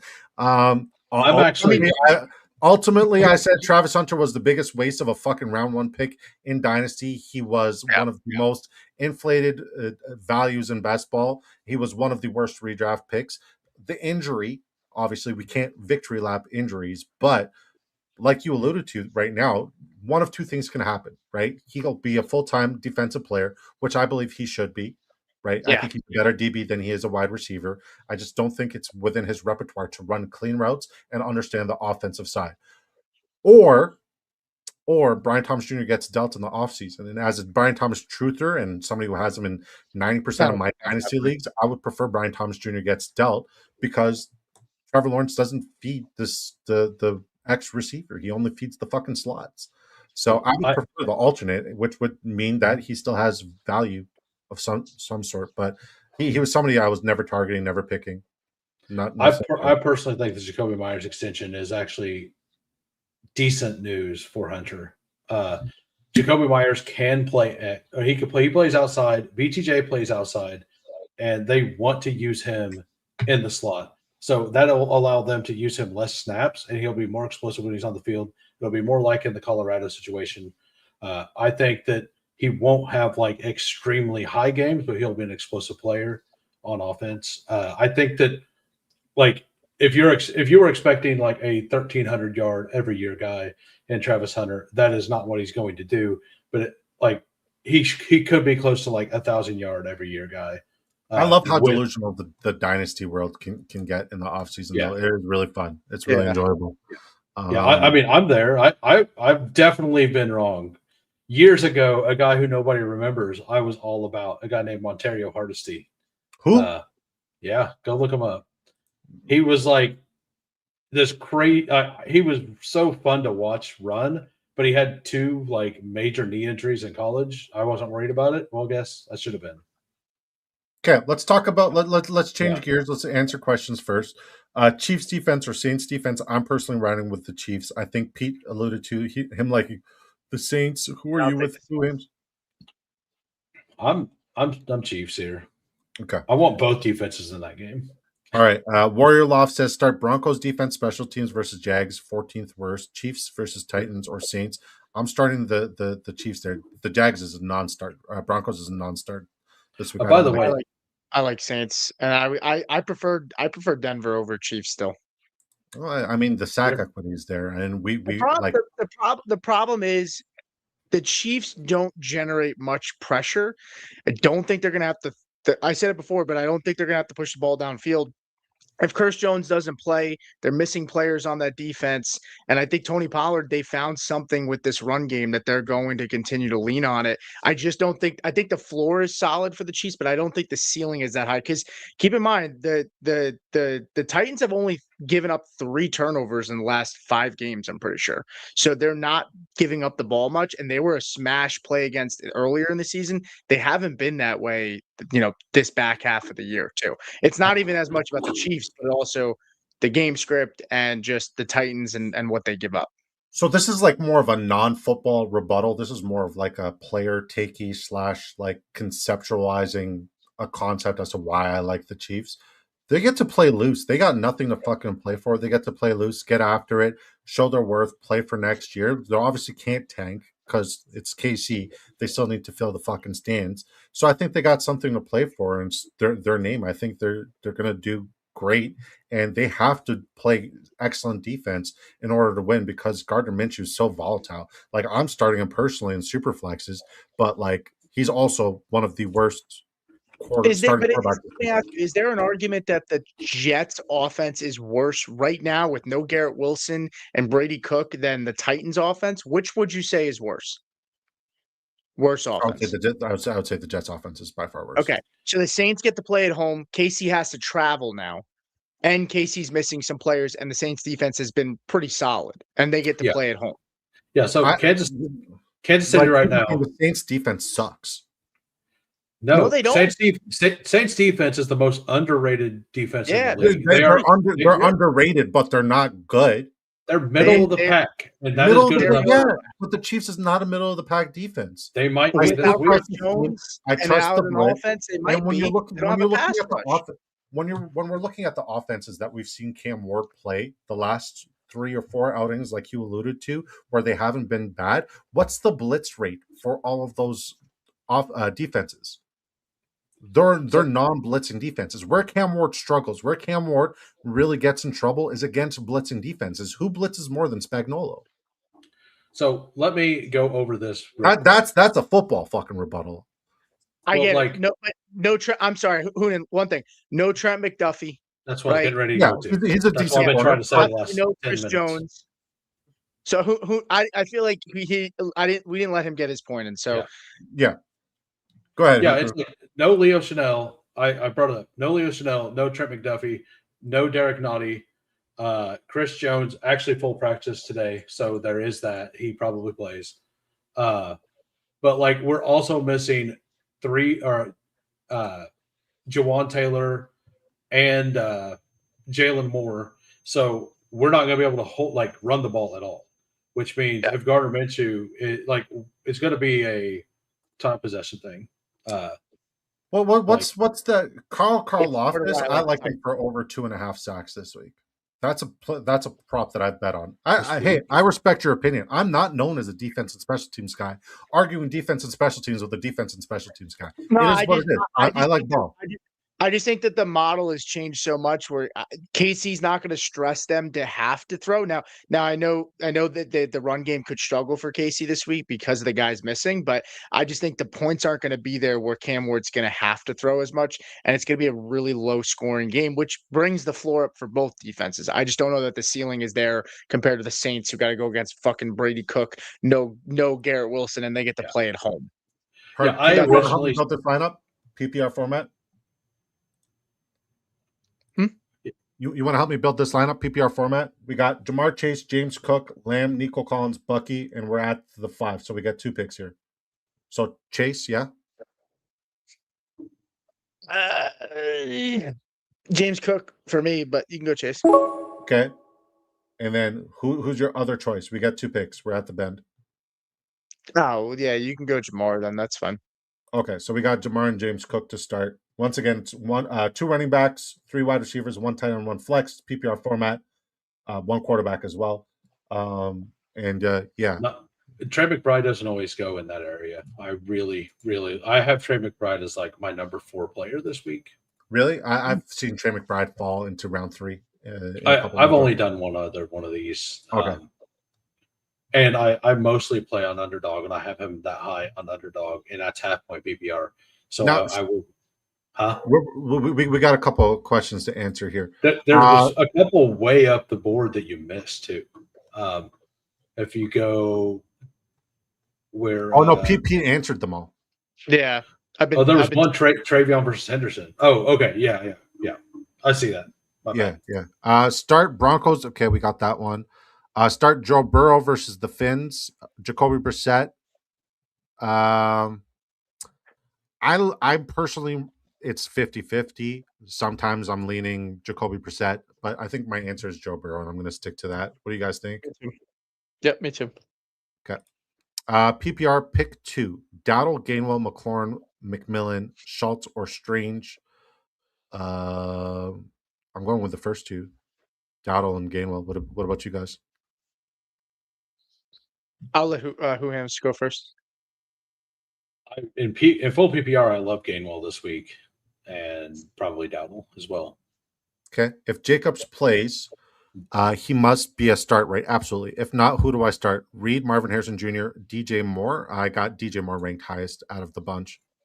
What do you guys think? I like DJ Moore as well. Okay. Yeah. We're coming up here. We got Henry, Javonte, T. Higgins, Harvey, Zay Flowers, J-Mo. We can also look at quarterback because I believe Josh Allen's still available, and we can look at tight end. Brock Bowers is still available. What are you thinking here? So I like a lot of tight ends. I don't love Bowers that much this week. I actually really like JMO, but Yes. Okay, so JMO, that's a good pick. And then we got one more. I would swing at quarterback because that can drive quick, and if you like Allen, just take him. It's fine. I'm willing to push at quarterback because, like, if we got JMO, we got a late stack with Goff. So yeah, that's a good point. Yeah, that's a good point. Yeah, so then check out the other spots. I mean, time's a I ticking. like Henry, no Milton Williams. Spillane's been banged up. But I'm okay with either guy. Whoever you take there is fine. Who it was Henry and who we took Henry, but I didn't know who the other option was. We took JMO and Henry. Yeah, we took them both. Okay, cool. Flex spot for full PPR. Who do I start? Vidal, Gadsden, Hollywood Brown. All the big names have been picked up on waivers. Rice is out. We'll let you take this one first. Who, Hames? I'm gonna play Gadsden. I mean, I respect. I think Vidal's a safe floor. Gadsden gives you the ceiling. You want to swing for the I do think that Hampton is going to see more volume. Like, I think that they're slowly ramping him up a little bit after the injury, and I think this week they're going to run a lot more, and they're going to want the bigger back versus the bigger defensive line. True, Pete. What say you? I'm going Gadsden. Okay. I see you over on X. Thank you so much for tuning in. We're going to answer this, but I'd really appreciate a subscription over on the Big Draft Energy YouTube side. It's free, costs you nothing, and it helps me out. Start Marvin Harrison Jr., Michael Wilson, fellas. Appreciate it. It's Marvin Harrison Jr. It's not even close for me. What about you guys? I'll go Wilson. Oh, wow. Who, crew? Honestly, if they both play, I don't like it's a toss-up. Wilson has had the bigger games this year. I think maybe Wilson. I hate to say that. All right. I do not like to say that. You guys are both going to be wrong. It's sick. Yeah, Mayhem says Brissett or Herbert. Pete, I'll let you go first. Jacoby. Yeah, it's Herbert for me. I'm so high on Justin Herbert. Who, Hames? Brissett. Okay.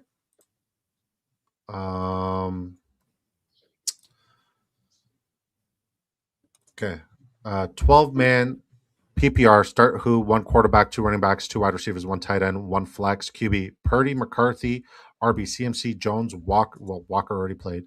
Rodriguez. You're sitting Rodriguez. Wide receiver, Olave, Diggs, Jennings. We'll get back to this one. We're up. Pete, what do you want to do here? We got Lad McConkey, Tet, Zay Flowers, Judkins, Etienne, Genty, Waddle, Rico, Jefferson. How many flexes do you get? 1. 3 wide receivers and 1 flex. 3 wide receivers, you said. Yeah. Okay, then that changes it. I mean, if we're swinging upside, I'm going Higgins all day. I like Tet more this week in general, but if we're going upside, I gotta go Higgins. Okay, and then we need a flex or quarterback or tight end. I think we could push Goff. Still there? Yeah, we could push Goff for sure. Okay. Wait, don't you want Joe Burrow with the double stack? We do want Joe Burrow. Yeah. Honestly, I love Judkins and Etienne both being there. I would pick between the 2 guys you like, or even I would want one of those 2 guys. Your call. You got 8 seconds. 7. Call it. Give me Etienne. Okay, we got Etienne. I didn't realize we had the double stack, so Joe Burrow has to start. You're welcome. Thank you. Hopefully nobody takes naked Burrow because we've seen that before. All right. Now, tight end position. Based off the names we have here, we're gonna queue up a couple. Who do you like based off of what we have available? Pitts, Fannin, Jawan Johnson, Kelsey, Schultz, Gadsden, Kelsey. Okay, if he doesn't fall to us. I love Fannin too. I love Fannin and Kelsey this week. I had them both top 5. Okay. I have both of them ahead of Bowers. I like Theo Johnson as a sleeper this week. I think Theo Johnson absolutely smashes his matchup this week. In this particular slate, I have Harold Fannin too. Yeah? Yeah. Okay. Good to know. All right, 12-man PPR start. Who? One quarterback, Purdy or McCarthy? Who are you guys starting there? I'm starting Purdy. Yeah, me too. Who him? Okay. Two running backs, CMC. Well, Walker already played, so it's CMC and Jones. Unless you played Walker, then it's Walker and Jones. Wide receiver, Olave, Diggs, Jennings, Terry. You need two wide receivers. So I'm playing Juan Jennings and I'm playing Olave. Do you guys disagree there? Nope. Tight end, Waller, Ferguson. Waller for me, but it's close. Do you guys agree? Yeah, I go Waller. I'm not that high. Ferguson's my tight end 16 this week. Yeah, You got a nice super chat. Oh, he's top But 12 yeah. for me. Yeah, I'm also Waller. Okay, we got a super chat from Jobbert over on, is this my side? Yeah, over on my side. Thank you so much for supporting the dream. We will answer your question right after we make our next two picks, our last two picks, and we'll prioritize this. Thank you. Okay, so you want Harold Fannin and then Joe Burrow, right? Or do you want to go with Goff? Okay. This is a very unique lineup for me. I like it. I have like Goff ahead of Burrow, but the stack is too much to pass up. Yeah, with the double stack, you almost have to. Like I'm the same way. I have Goff ahead of Burrow as well. That was fun. I'm definitely going to queue up for another, but we got a lot of chats to catch up on. All right, $10 hopper from Jobbert, holler from Jobbert. Thank you so much. My words are not wording. Generally appreciate you supporting the dream, my friend, and thank you for everybody who's still tuning in and asking questions. We're here to help you guys. Feel free to leave a vote because it is a fun vote in the poll, and please smash a like. It really does go a long way for the YouTube algo to pick us up. I'm in 4 semis. Congratulations. Sorry for the big list. Don't apologize. You gave us money. God bless you. Should have also been 5, but they had Telon Pitts call. Pick one running back, one wide receiver, and one flex. Bucky's the one running back. Judkins, Travion Anderson, Devonta Smith, Juan Jennings, and Mike Evans. I'm personally going Bucky, Juan Jennings, and Mike Evans. Do you guys disagree?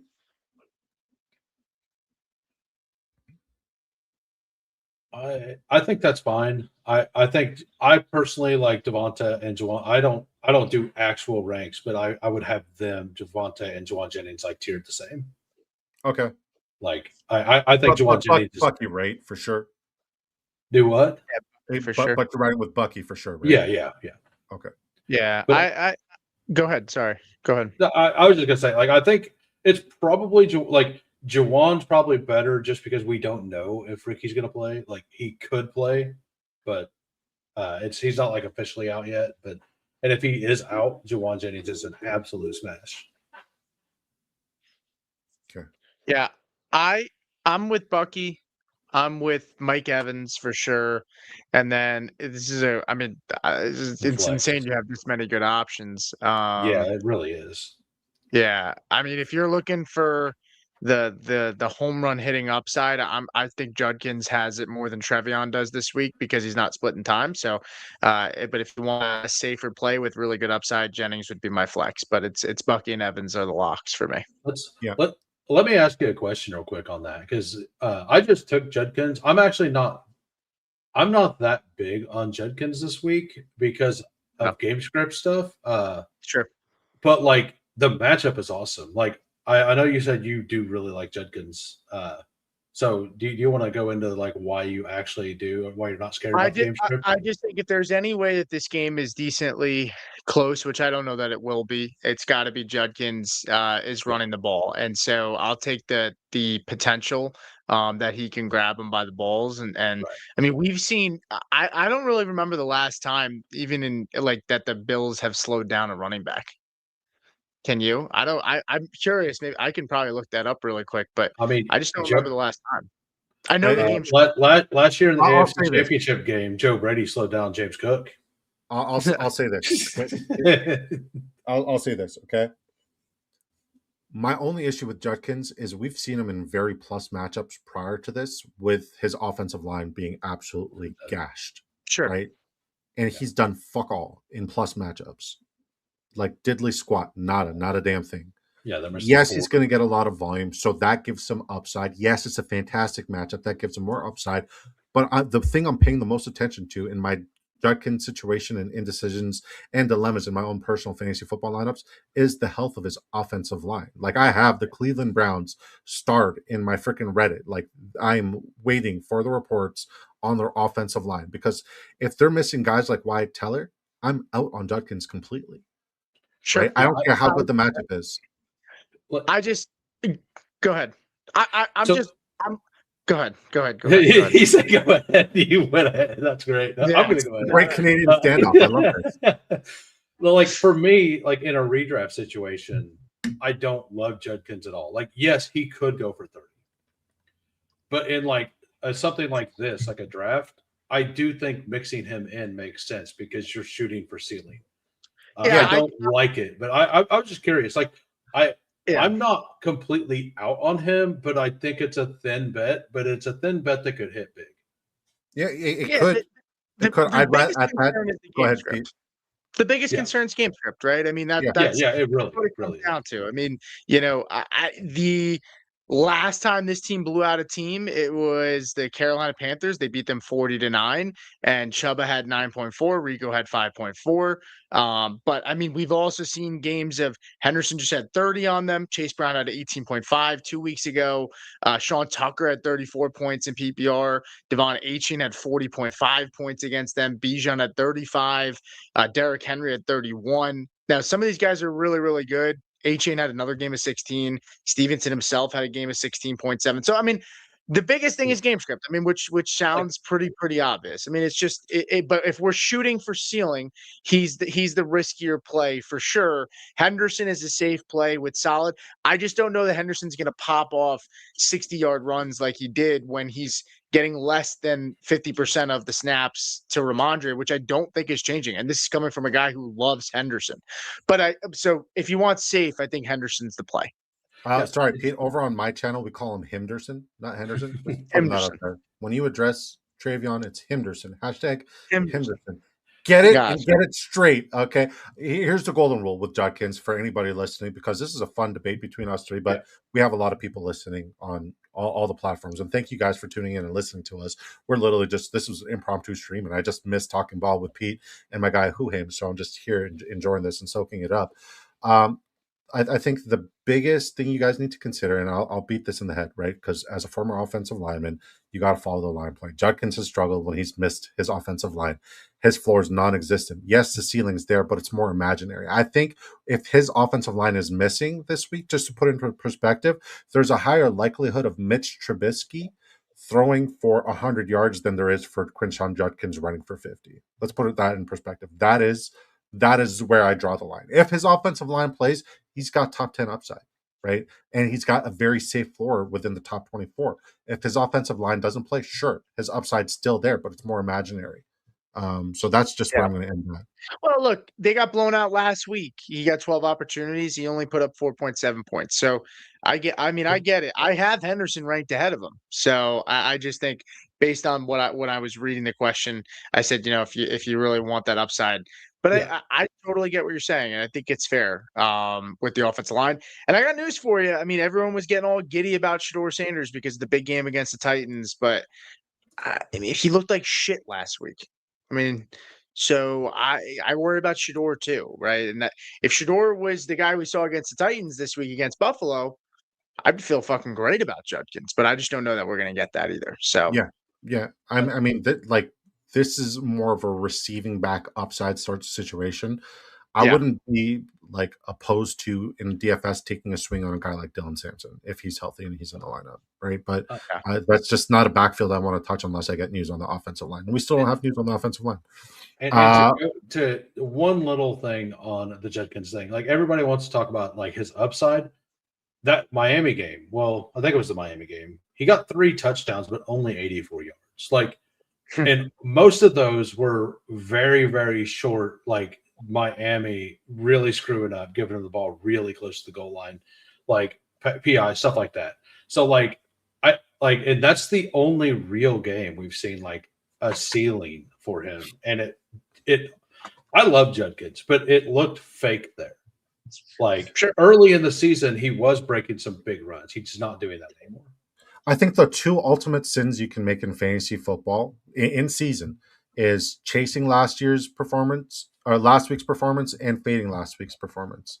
Like chasing a player because he had a great outing last week and then, expecting that to return and fading somebody. I think what it comes down to and where analysis really matters is, the deeper storylines that really make or break it. But moving on, that was a fun discussion on him. Or do I start Genty? I had Walker on my bench. God bless you. You're not starting Genty. It's Aaron Jones and CMC, sir. Pickens or Judkins? Fuck. This is one of those situations where both of these guys have been smash starts. I will go Pickens here because they're going to be in a much better game script, even though I do not like Pickens that much. He's like my wide receiver 18, 19 this week. If we see in the report that we see healthy offensive linemen coming back for Cleveland, it's Judkins, and it's like not even close. But if they're not back, then it's Pickens for me. That's my answer. Just pay attention to the news, or pay attention to the Big Draft Energy X, or I'm sure now Pete and Huhames will both tweet about it once we get any news on that as well. Because I gotta jump, fellas. But yeah, it's been fun. Peace. Appreciate it. Enjoy the rest of the night, and I'll talk to you guys. See you, buddy. Nice meeting you. Pete's like one of my all-time favorites. So what we're going to do is, because there's a lot of people still watching over on the Fantasy Football Face-Off, we're going to keep this going on the Big Draft Energy YouTube side, but we will remove the Fantasy Football Face-Off from streaming here. So thank you guys for all tuning in. If you guys want to keep the conversation rolling, we're going to put out some picks, some locks. We've hit some at a very high level, and we're going to do some more DFS stuff. I'm going to do some more DFS stuff. I don't know what you got going on, but thank you guys for tuning in. Thank you, Pete, for sharing your audience with us. That was fun. All right. That was great. I had a good time. Yeah, that's great. Okay. So yeah, I think I got all those questions in here. Okay. Yo, what's up, Jubbert? Who sits for Emmanuel Wilson if Jacobs is out? Waddle, Tet, Myers. I'm gonna sit Waddle. I'm gonna sit. Fuck. Yeah. I'm leaning Tet, but Waddle makes sense.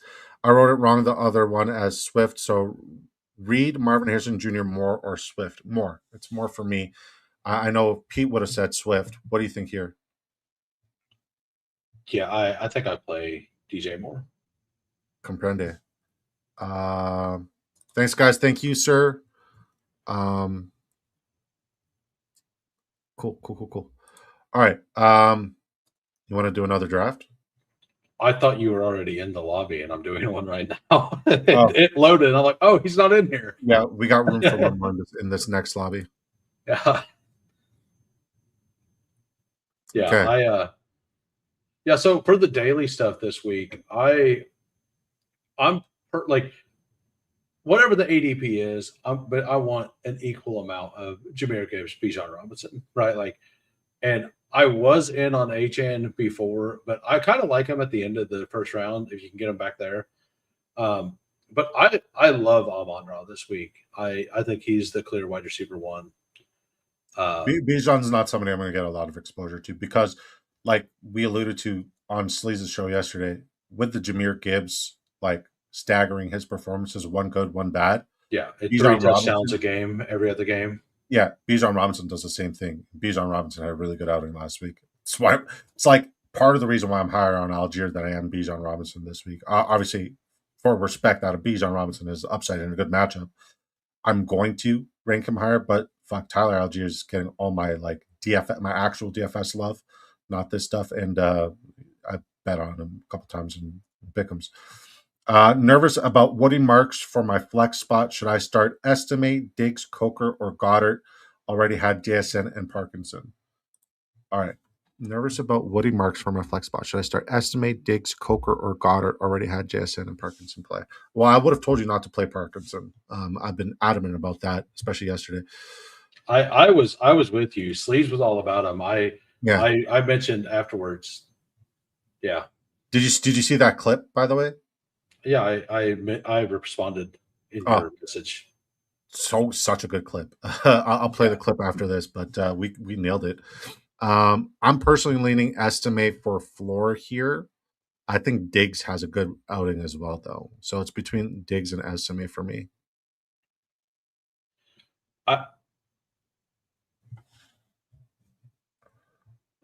I'm starting Woody Marks. Yeah, I mean, if Woody Marks is healthy, he's the right answer. But Yeah, and estimate. I think estimate versus those groups. I think it is estimate, and I think there's a solid argument for Coker versus Diggs because Diggs has kind of disappeared lately. But he at any point he could be fine. Diggs Coker's is been startable this week. I'm comfortable starting Diggs. Just putting that out there. Okay. Very comfortable Yeah, starting Diggs. And this is from the biggest Diggs hater. You know that.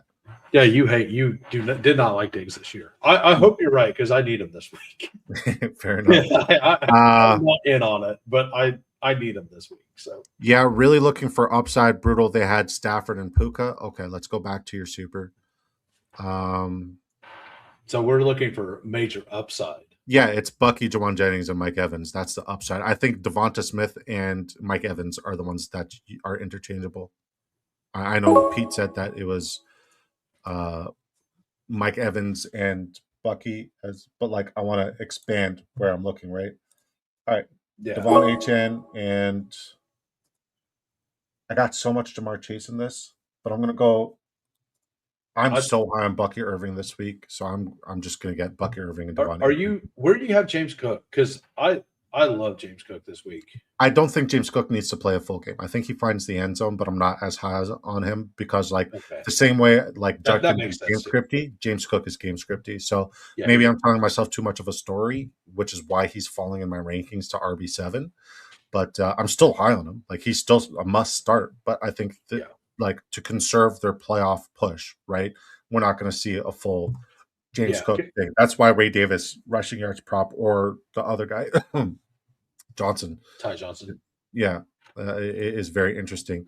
DP says flex one, Fannin, Carter, Reed, Egbuka, estimate. Well, if you need the ceiling, I'm flexing Egbuka. If you need the floor, I think estimate or Carter is the right answer. What do you think, Huhames? We will go with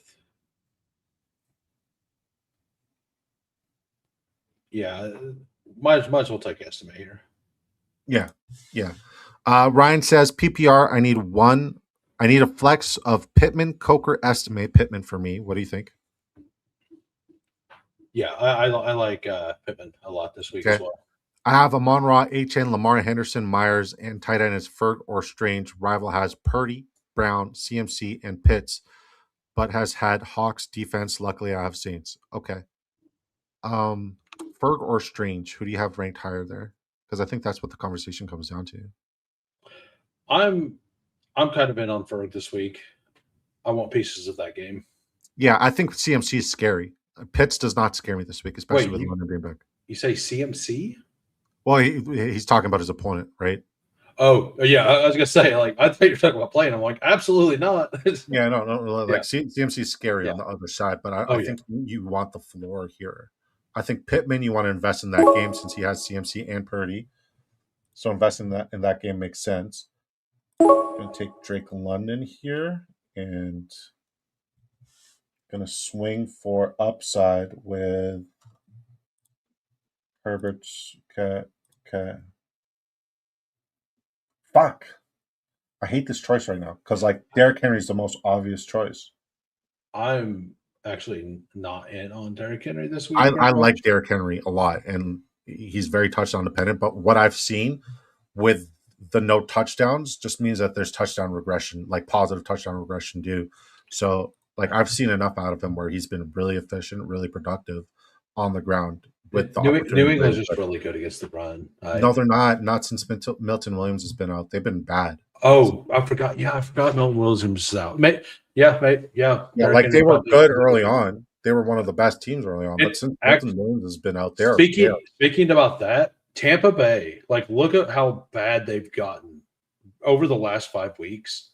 They are not good. And Carolina as well against the run. Yeah, I think Rico Dowdle is one of, like, the sneakiest smash starts this week, and a lot of people are out on him because they're like, oh, Tampa Bay's run defense is really good. They send everybody to stop the run. We've seen Rico Dowdle in that offense travel well against good rushing defenses and hold their own and be really productive. I think he also has a very sneaky receiving upside. There are 3 running backs who have, like, they're going up against teams that everybody think are awesome, and actually 4 now with New England. think that they're like they have a stigma of a really good run defense, and the run defenses are much worse right now. Yeah, significantly and worse. Yeah, And like that's, everybody wants to fucking smash Quinshon Judkins, and I'm like, I don't hate the idea of Quinshon Judkins. I think he could it's be actually great. the Browns' run defense that has gotten to be one of the like they're really bad over the last. That's why DeAndre Swift was a smash start for me last week. A lot of people laughed at it, but he smashed it. And he did. And like you're telling me James Cook's not going to do the same thing. Like he has, he should in the first half. He should. But like I like this could easily be 120 and 2 touchdowns in the first half game. Yeah, it could be in the third quarter. And yeah. Like we won't see him play another snap. Like he's all ceiling, but like his floor is concerning because of the game script. Here's my other options, my other ones across leagues: Chiefs or Broncos D. I'm still riding with the Chiefs. I think the Jacksonville Jaguars and Broncos game is going to be a shootout. Who are you riding with here? Who hims? I'll take the Chiefs D. Jaguars playing really good. Like you look at the game totals. Chiefs are like the Chiefs Titans are projected, like the Titans are projected for like 15 points or something, and the Jags are projected for like 26, 24, 25, something like that. I'll look it up real quick. Dustin So says, where can we find Pete's rankings? Rankings for what? Like his defense and special teams rankings? I'm sure he has it on his YouTube, the Fantasy Football Face Off. You could check his defense and special team stuff there. I know he tweets about it all the time as well. But where he posts his actual rankings here, I'll text him. So Jacksonville, 22 points, and Tennessee, 17 and a half. So is the projected totals for the week. Comprende. He also had more questions here. Tyler Warren, or Gadsden, or Andrews, or Strange, or Waller. I want to say I like Mark Andrews to sneak, but like within these names, I think the answer is either Warren or Gadsden. What do you think? I like Gadsden this week. I think that game is also going to be a very, very high scoring game. The Dallas game. I like Hampton. I like Ladd. I like Gadsden. Okay. Where can we got that one? Pick 2, Travion Judkins or Rico. I'm sitting Judkins here, unless we get news. Yep. Good to see you, Curb Nuts. I hope you're having a great day, buddy. It's one of our guys from our Patreon. He did a couple supers last night. Nice. Trevor over on X says Brees or Marv. Trevor, I'd really appreciate it if you headed over to the Big Draft Energy YouTube channel and smashed a like and subscribed. But I'll answer this for you. It's Marv.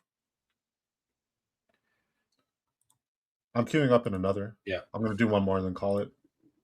Sounds good. I probably need to log off here for a little bit as well. You're good. Brees or Marv?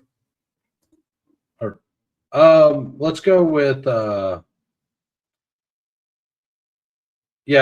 Marv's fine. Okay. It's like I don't know what the projections are there.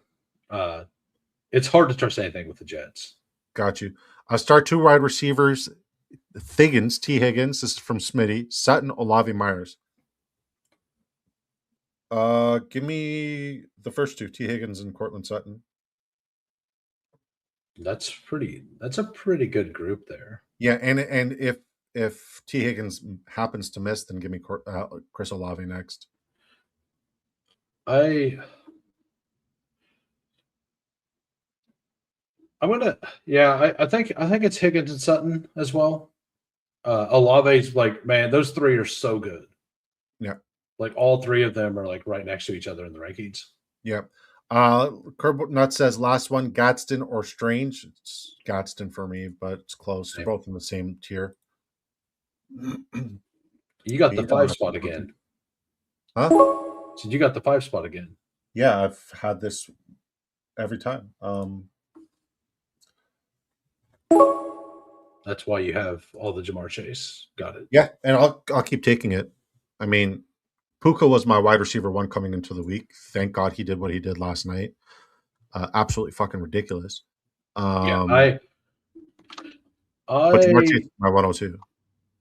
I think I can survive a bunch. Like in a couple of the pods, I'm like, so I do the best ball on Underdog. I think I might be able to survive one or two of the Puka explosion teams because I only got paired against like single Puka teams, and I went on the Puka teams I have. Like I didn't go up against other Puka teams, so like I'm in a pretty good spot overall. Heard. To maybe get super lucky. I have so in my preseason rankings, I had BTJ wide receiver 1. Fucked that. Like that, absolutely terrible. One of my worst calls of my entire life. My wide receiver 2 was Puka, but my wide receiver 3 was Jamar Chase. So I have a lot of Puka. My wide receiver 2 was Puka. Yeah, my wide receiver over CD Lamb. No, I didn't draft it that way because I didn't want 40% Puka. You know? I wish I had more Puka than BTJ. I'll tell you that for free. I have 15% of both. I have 26% Puka, 32% BTJ. We got a super chat here, but I'm going to make my picks. All right, so the super chat is I'm up 49, Loveland or Schultz, Reed or Devonta Smith. I personally, I absolutely love Colson Loveland this week, and I'm in on Devonta Smith as well. Okay, so Tyler Ends Perry says I'm up 49, Loveland or Schultz. You said Loveland, right? Yeah. And then Reed or Devonta Smith. You said Devonta Smith. That's what I said. Yeah. I agree. Tyler S. Perry, thank you so much for the super chat. Thank you for supporting the dream. Thank you for joining us over here on the Big Draft Energy YouTube side. Genuinely appreciate you, brother. Okay, we got more questions. Do you think the Packers versus Bears game would be a running or passing game? I think you're going to get a lot of volume in the run game. So I like the rush attempts for the running backs a lot. But I'm talking about explosives. Explosives is what's going to make the difference, and obviously taking care of the football when you're going for those explosives. I think Jaden Reed or Matthew Golden, one of these guys is going to be a top 10 wide receiver this week, just based off of the matchup and where it's advantageous based off of their alignment in the slot. So I like both of them. The odds are it's going to be Jaden Reed, but Matthew Golden has the same opportunity, especially if Christian Watson's out. Now, on the other side, DJ Moore should absolutely smash, and I think Olamide Zaccheaus should be in the conversation of being a start or a DFS play. He's more of a DFS play than like a legitimate start, but nevertheless, like he's still somebody I'm very into this week because the upside's there based off of the game script. So whoever catches the most chunks out of the names I just alluded to are going to break fantasy football. I think where we see Loveland be really efficient is going to be in volume because we see a lot of check down work happen against the Packers secondary to the tight end position and the running back position. So I also like Colson Loveland over his receptions, and I also like DeAndre Swift over his receptions. But yeah, I think it's going to be a very balanced game, and I think the biggest difference maker is going to be chunks. It's not going to be volume in passing; it's going to be volume in rushing attempts. What do you think, Huhames? I think that the Bears are just going to continue to try to run the ball as much as they can, and they're going to pass the ball in the red zone. They're going to chew up clock, I think. And I think the Packers are absolutely going to pass the ball as much as they can because they're much better at – like the Bears are much better at defending the run than the pass. So I think that those are the two ways that the game – like I think the Bears will try to run. I think the Packers will try to pass. Is this the one lineup I go with Taysom Hill? Your choice. Like that's actually part of the reason I'm having a hard time getting to. I know he's not done it yet, and I know it's all like hopium but he did get what 2 or 3 goal line carries last week, and it with after Neil left, I think, or maybe it was before Neil left. But I'm getting this feeling that they're going to use him as the goal line back. I if think all else fails. I think what really hurts Taysom Hill, like hopium, because I love that term. I think what hurts that is the Tyler Shuck fucking emergence as a rushing quarterback. It wasn't something I had him pegged as like a great rushing quarterback, and he's been really good. His rushing yards has been one of the freest props in fantasy football as of late. Well, I knew he had it in him to be able to run, but he is really good at like everybody's talking about how great Dart is and all of that. Shuck isn't like that level, but he's like the tier right below it, but he does it smart. Like he's not out there just throwing himself at the defenders. This is the Taysom Hill swing, and I'm going to start getting more exposure to Xavier Worthy because, like, with no Rashee Rice, we know for a fact that the Tennessee Titans struggle against the X wide receiver, and it's going to be all Xavier Worthy. So he's now going to be like one reason I'm not going to do that on drafters specifically is because for those of you who don't play on drafters, after the draft, you have the ability to go in and swap. And he's not being drafted at all. Yeah. And if I decide I want some Worthy on Sunday morning, I'll just go swap to it. Yeah. Well, I mean, he's the last pick. Yeah. So you might, as your last pick, like he's fine to do that with. And then if you decide you don't want him, you can go swap out, right? Yeah. You get what, 10 swaps per lineup? Yeah. I queued up in another because we got more questions. Yeah. Smitty says, I'm you're good. Olave, Myers, Aaron Jones, Monty, pick one for the flex. Aaron Jones for me. Yeah, Aaron Jones. Yeah. Thanks again, Tyler, for the super. You guys were incredibly generous today. You said you're good for 2 p.m. Eastern time tomorrow? Correct. All right. Loveland or Oronde Gatson? It's Colson Loveland for me. I believe it's the same for you. Yeah, I'm very high on Loveland. Bears defense or Bills defense? Week 17. Who the Bears? Oh, week 17. Yeah, I don't know. That's the Eagles and it's the Bills. I'll take the Bills versus the Eagles over the Bears versus the Niners. I'm not taking any one of those. Those are both terrible. Yeah, they're not good. But if you have to, I'm going to vote that Jalen Hurts just decides not to play good again. I'm Canadian, so there's no possibility of a gun being against my head. So I'm not going to fucking pick one of those two. Who are your other options? Who are your other options? Don't start either one. What's up? What's up, Willie? Good to see you, brother. You're having a wonderful day, Willie. I'm assuming Cincinnati's defense is on the waiver wire. They're playing Arizona. Do you do that? No. Yeah, I don't either. What are the waiver wire options you would take? Let's talk about the worst defenses. I literally need to pull up the schedule. Any league with kickers and defense and special teams, I've been eliminated for what it's worth. Just putting that out there. That is why I avoid them like the plague. Well, pretty much any time anymore, like all the leagues I'm in that have defensive kickers, their dynasties has been around forever. Yeah. If you put a defense or a kicker into your lineups, I refuse to join your league. Yeah, I don't like it. I don't like it at all.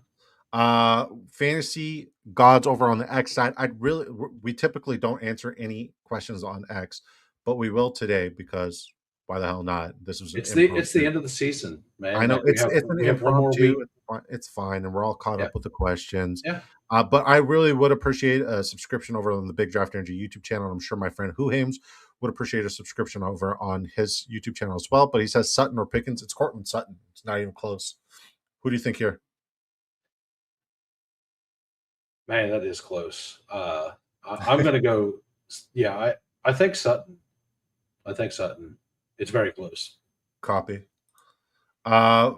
Chiefs, Vikings, Cardinals, Bengals, Ravens. Okay, I'm pulling up the schedule. Kansas City plays Denver. Vikings play the Lions. Cardinals play the Bengals. Bengals play the Cardinals, and Ravens play the Packers. So of that,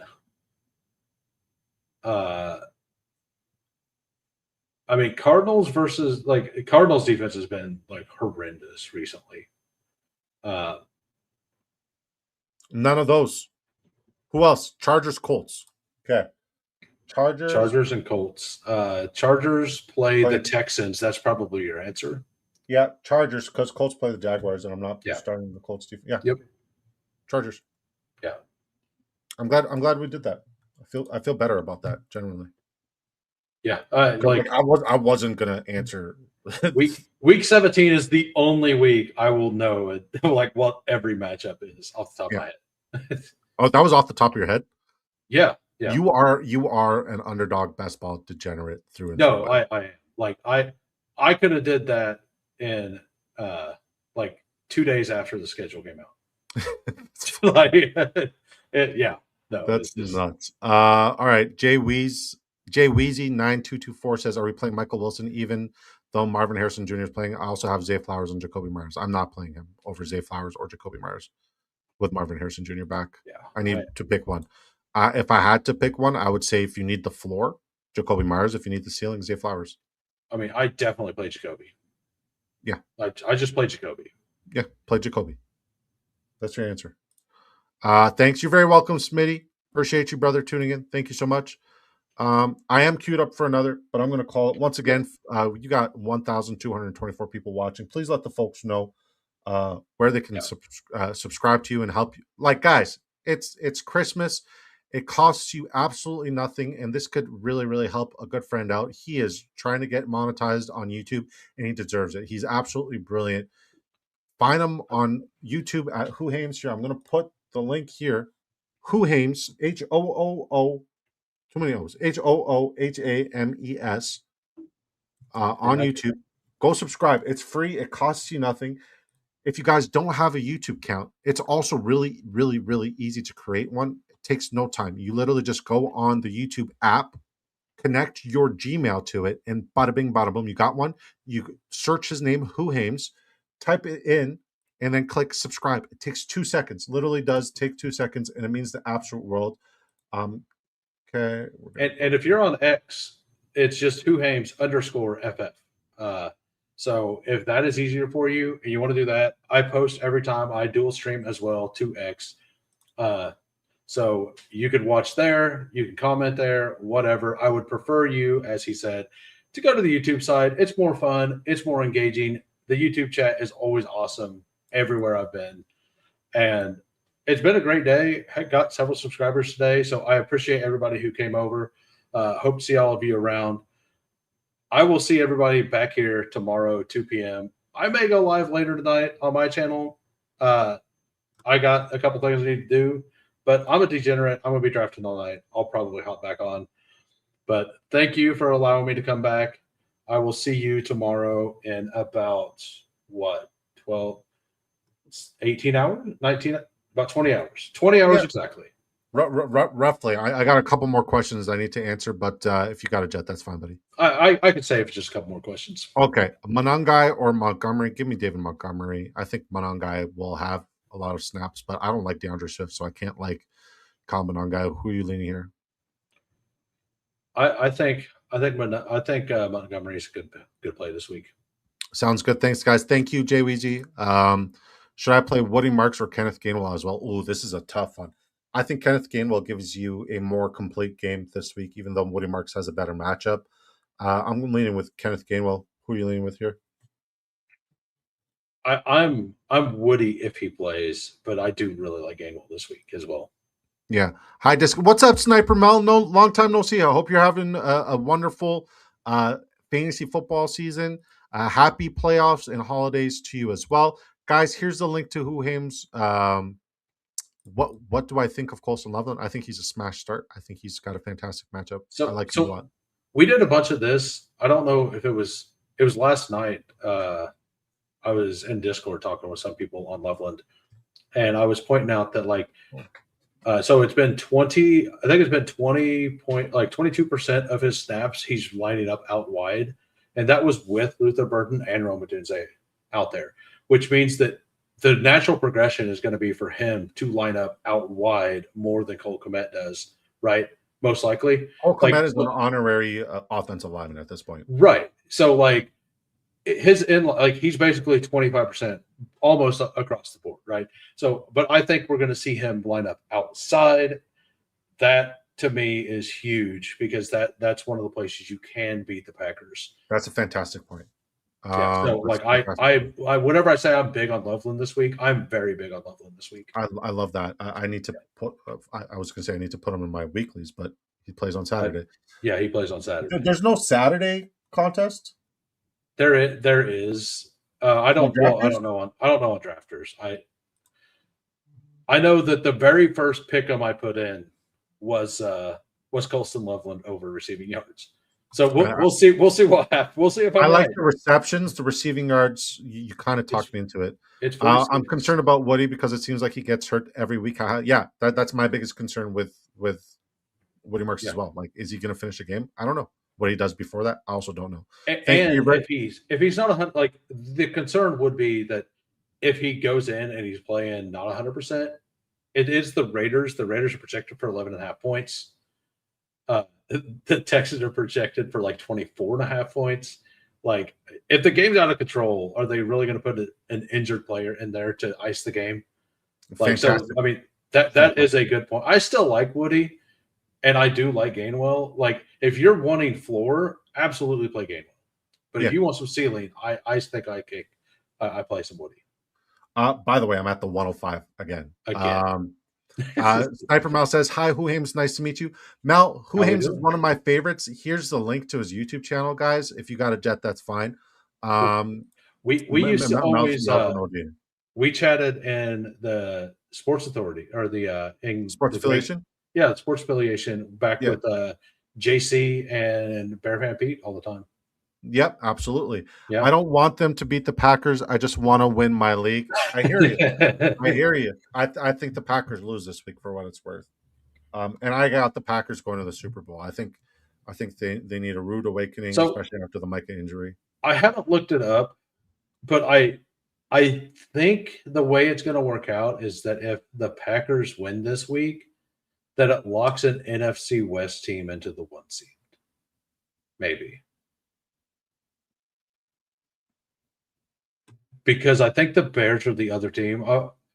Maybe the Eagles could sneak in. To validate that theory. Please validate that theory if you have time. Got the link. Appreciate you. Please subscribe to him. He's really, really good peoples. Just one of the best guys. All right, so we might go either A10 and Nico or Jamar and Nico. We're gonna go Jamar and Nico. I just like, if there was a world where Bucky could fall to me in round 3, I would be the happiest guy alive. In round 3? It's impossible. At the 105, it's impossible. Oh, on Underdog, I've got him at like pick 13, 14 a couple times. I've been at the 105 so much. And on Underdog, he's more valuable because it's half-point PPR. Yeah. I love Bucky to smash this week, man. I am so high on Bucky. It's probably why he won't smash. Cook is gone. I'll queue up London. Henry. Fuck. Chase Brown, I guess. He's kind of that last fall off. Echen. Gainwell. I might have to get some Rico. I just built out the Rico bring back to Mike Evans a little bit ago. Something I don't hate is, like, of my 11 lineups I'm going to do, I'm definitely going to do a Bryce Young, Jalen Coker. You know Marvin Harrison Jr. is going undrafted in this contest? Yeah, I'm not going to take him. Well, I mean, fuck. If I'm going to push a position, it's the wide receiver, because you got BTJ, Worthy, DK Metcalf. Wide receiver is so... DK Metcalf is like Portland my wide receiver 7. Portland Sutton. Slate. Yeah. Like that I just had my opinion on how to win this contest this week. Yeah, you take an elite wide receiver at the top or 3 running backs. That's why I really like Trey McBride. I like the 103, 104. I'm going 3 running backs off the rip, or 2 running backs, 2 elite quarterback, elite tight end. All right, so 12 and 3. So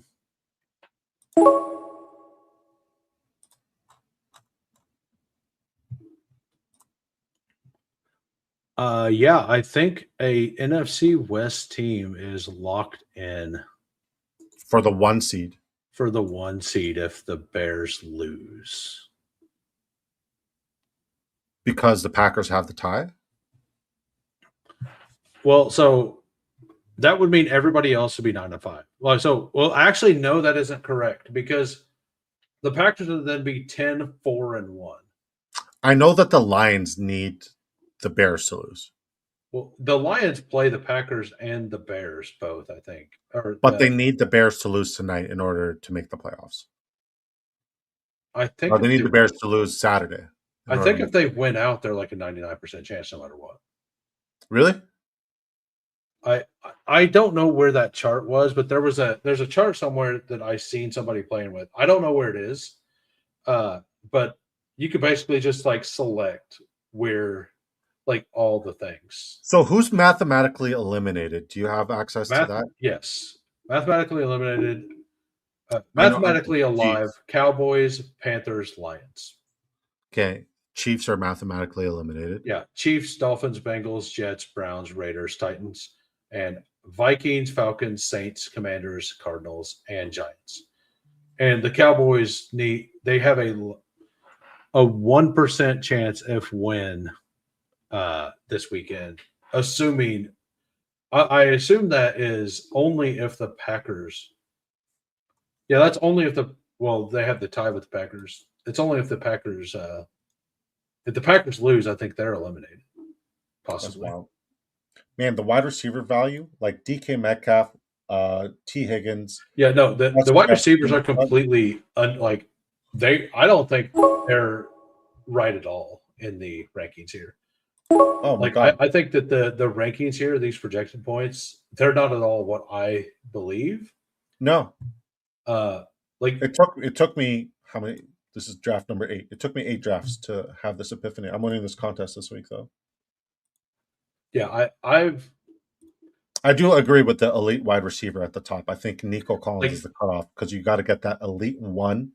I think you take if you just go Trey McBride or Amon-Ra and Terry McBride falls around because he does, and then you just go three running back because if you're at the front end, I guess if you're at the middle, you can get Bucky back sometime. I prefer the JMO value over the Amon-Ra value because you can get by with JMO. Amon-Ra, if you're wrong, you're fucked based off of where he's going. Yeah, but if you're wrong in the first round, you don't win this anyway. One of my best lineups, I was wrong in the first round. Okay, well, so it depends. You just have to be more right than wrong. Well, it depends on the week too, because if it's a week that the number one, the other person's first round pick smashes, usually it's hard to get there. Yeah, but yeah,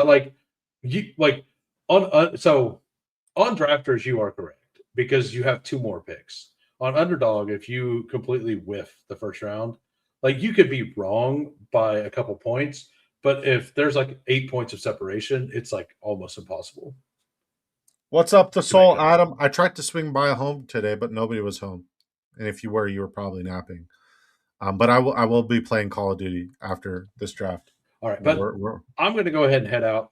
Yeah, sounds good. I need to eat, basically. Yeah, I'm starving too. I've ate once today, and it was fantastic. It was an awesome medium rare steak. Just got to throw that out there for those of you who hate medium rare. I mean, fuck, only weirdos hate medium rare. Let's be real. But hey, thanks again. I'll see you later. Peace. See you, buddy. And that's it for me, guys. I'm going to wrap it up. Thank you for everybody who tuned in. That was fun. We had a nice co-stream over with Supernova. Thank you to everybody who watched us. If you guys are part of the 1,000 plus people watching us on X, holy fuck. Head over to the Big Draft Energy YouTube channel. Smash a like, subscribe. And while you're at it, go to Who Hames as well. We're in the mood for holiday cheer. He's close to monetization. We are so grateful to have it. It really would mean the world if all of you could go right now to the Who Hames YouTube channel, HOOHAMES, and smash a like, subscribe to his channel. And thank you guys so much. God bless you. We'll be live tomorrow at 2 p.m. Eastern time doing some bets before the 2 Saturday games. You got a game at 5 p.m. Eastern time and a game at 8 p.m. Eastern time. But until then, guys, God bless you. God love you. Time for the best outro in fantasy football. And it is the best outro in fantasy football. Peace.